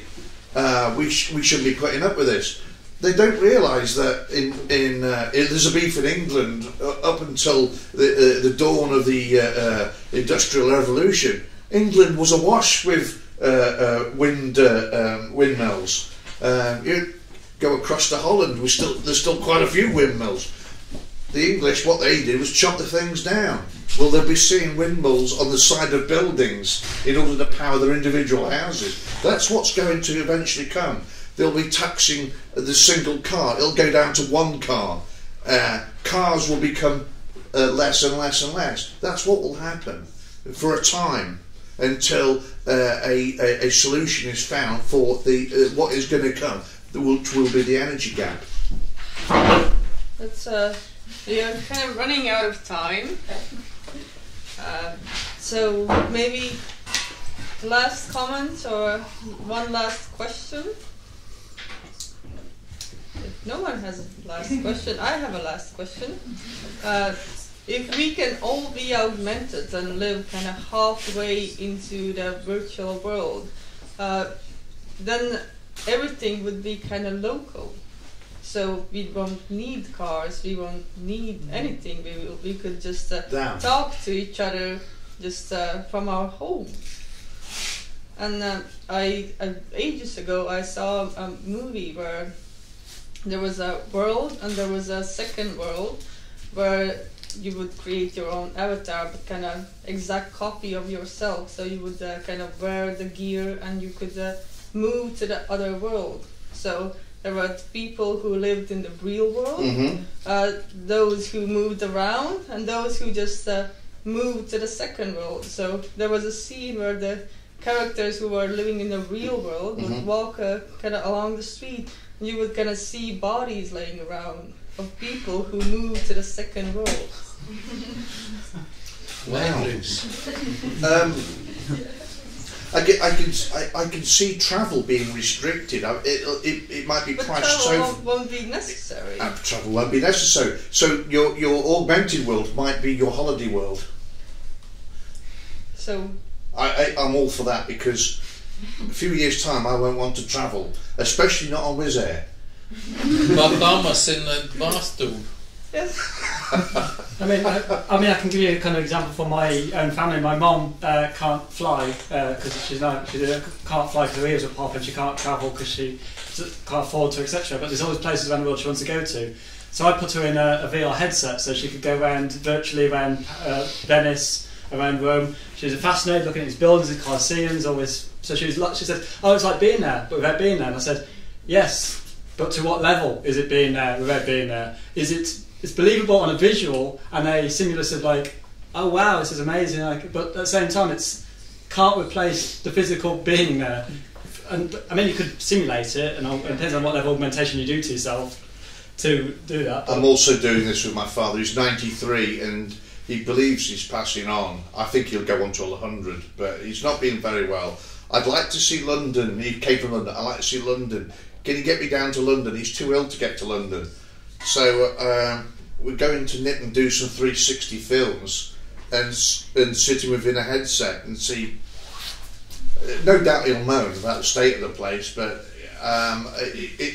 it's a way of seeing his streets again. And I might even stitch some old photographs together and give him a panoramic view. Yeah. Well, about this traveling inside that's some kind of digital realm. Like this problem, it would need some kind of randomness and like unpredictableness, which you have in real life, but you don't have like in the digital realm, because it's all programmed, and you can touch only places that are said to be touched before. And also like all these advertisements and neural networking, when you are in the digital world, you get more and more content that you already know and already are being searched before. So that's, I guess, is the danger to be on mobile. Well, we are seeing a kind of hologram. We're using holograms into the VR scene, so we're adding the real world people walking through the streets, and then digitally implanting that in real time. So you can have that randomness element put in simulated wise, but it's still not. Yeah, games have been, although games have issues with what it can do to, it has this negative perception of what it's doing to society. Video games do, but at the same time, I'm going to speak a bit biased because again I did a games course, so I kind of do love games in a sense. But games have allowed for these technologies such as VR and the technologies for capturing and showing things in real time and such accuracy to progress to such a point where it's more accessible and affordable, which it wasn't necessarily going to become to that stage going down the other routes unless we wait for the military technology to feed back in, which is what typically happens with technology quite often. It goes through research and military and then comes into consumer, whereas we're starting to see things like 360 VR and AR becoming from more starting to take on the principles from gamification more than the military uses of it in a sense. Is there this concept of Easter eggs in computer games? Yeah, where people will hide something in there themselves. Yeah, there is shortcuts hacked by the producers. Like, it's a way. That's the reality that it's a way of putting yourself in there without necessarily being allowed to put yourself in there. That's what most developers will do. They'll hide something in there because the owners or the people who pay them will be very restrictive of what they can put in there, but they can sneak things in using Easter egg ways. Yeah. If I may answer this question, I think if it's about traveling, then we should remember that traveling was always about imagination. So sometimes when we really are in those places that we imagined or have been reading about or have seen films about, we feel like bad. So it's maybe even better to travel in virtual reality. But then the question is, and I think it's a very important question, what to do with our real bodies? Jogging? What are your suggestions? In the time where we are in the virtual reality when traveling, what would be your suggestions what to do with the bodies? Just like leave on the side of the street. Just like lay down, or maybe take up to become more fit. I think no, it could be something really useful. So people are just lying there and they produce energy or maybe and so on. So we use something like that in there. And probably we'll have like some kind of gadgets on the body for us to feel the place we are traveled to. So maybe it's covered with some kind of electrodes. Yeah.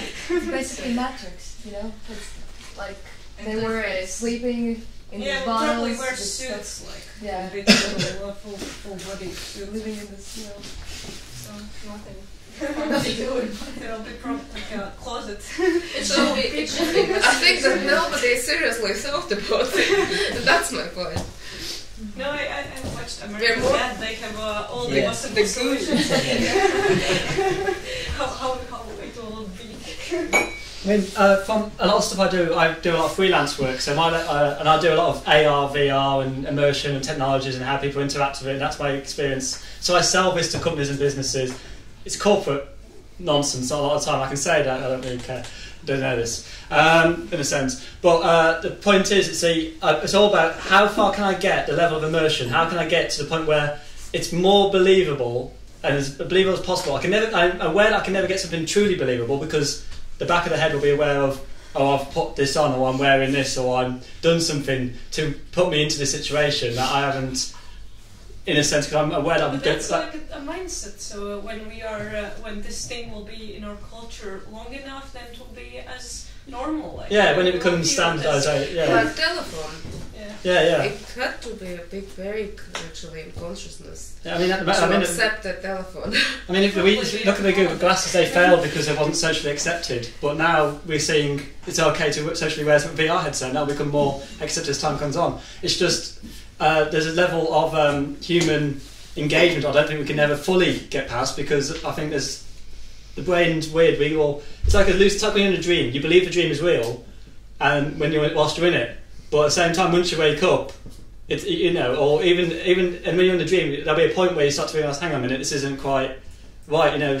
Things start. You get lucid dreaming where things are believable to a degree. This happened this morning, by the way. Yeah, so where it's believable to a point, and then you will start to reject it. I mean, we do it with everyday life. Why do people believe in Bigfoot? Why do people believe in ghosts? It's this perception that this belief system we have that things that we can't see exists in our real world. So why wouldn't it exist in a virtual world or an augmented world?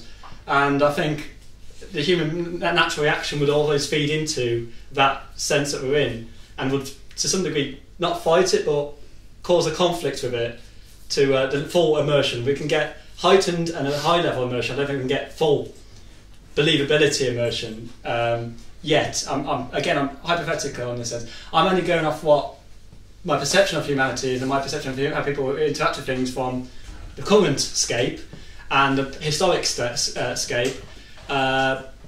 If you could, but if you used to, let's say, take your brain, put into an artificial brain that's wired and biological, and i.e. put your brain into a computer, but in a way that you're never aware of your human self and your human body, i.e. from birth you're put into a machine and you've never experienced life as a human, then it would become accepted because that is what you've grown up to believe over a long period of time, so therefore you don't question it as much because you've not done anything else. And I think anybody that if you think this is we hear augmented all the time now, and it's like the new retro. Yeah. I hope it'll rescind a little bit, but just go back into popular culture. Look it up on YouTube. There was a program in England called The Prisoner. They remade it in America, not very successfully. But in '67, an edition of The Prisoner, where this guy is trapped in a village and he couldn't get out of this village. It was very surreal. And why they did this was because he was a former MI5 agent, and they thought he's passed secrets on to the Russians and he wouldn't give in. He hadn't actually passed any secrets on to the Russians, but they kept him within the village. And what they used to do was drug him at night time. The guy was called Patrick McGowan, the actor, but he wasn't. The actor was called Patrick McGowan. In the series, he was just given a number called 6. So the tagline for it: I'm not a number. I'm a free man. And what they did in this edition of the program was they used to drug him and then introduce videotapes of scenarios into his dream patterns. So they put another Russian spy in there to see if he would speak to the Russian spy within his dreams. And when Patrick McGowan spoke about the program, ostensibly it was supposed to be science fiction, he said, "Well, I've got to admit, I had conversations with MI5 and they were using LSD and videotapes to try and extract people's memories and thoughts at that time." And this is where he got the idea. The edition's called A, B and C. It's really interesting. So that's like a 50-year-old program this year. So it's an excellent program. Thank you. Small commercial. But, thank you, and if Ilva maybe wants to say something. Yeah, a few words. First of all, I'd like to thank all of our guests. It's been really interesting, a bit funny, and a lot scary, I guess. And this was the first event of our project. In 2 weeks, we're gonna have a workshop for young artists, and we have 3 mentors, and they're going to work on this subject of augmented bodies and how they understand this topic. And we hope this discussion inspires them to look at broader ways. That's all. Thank you very much. To make art pieces about the workshop itself.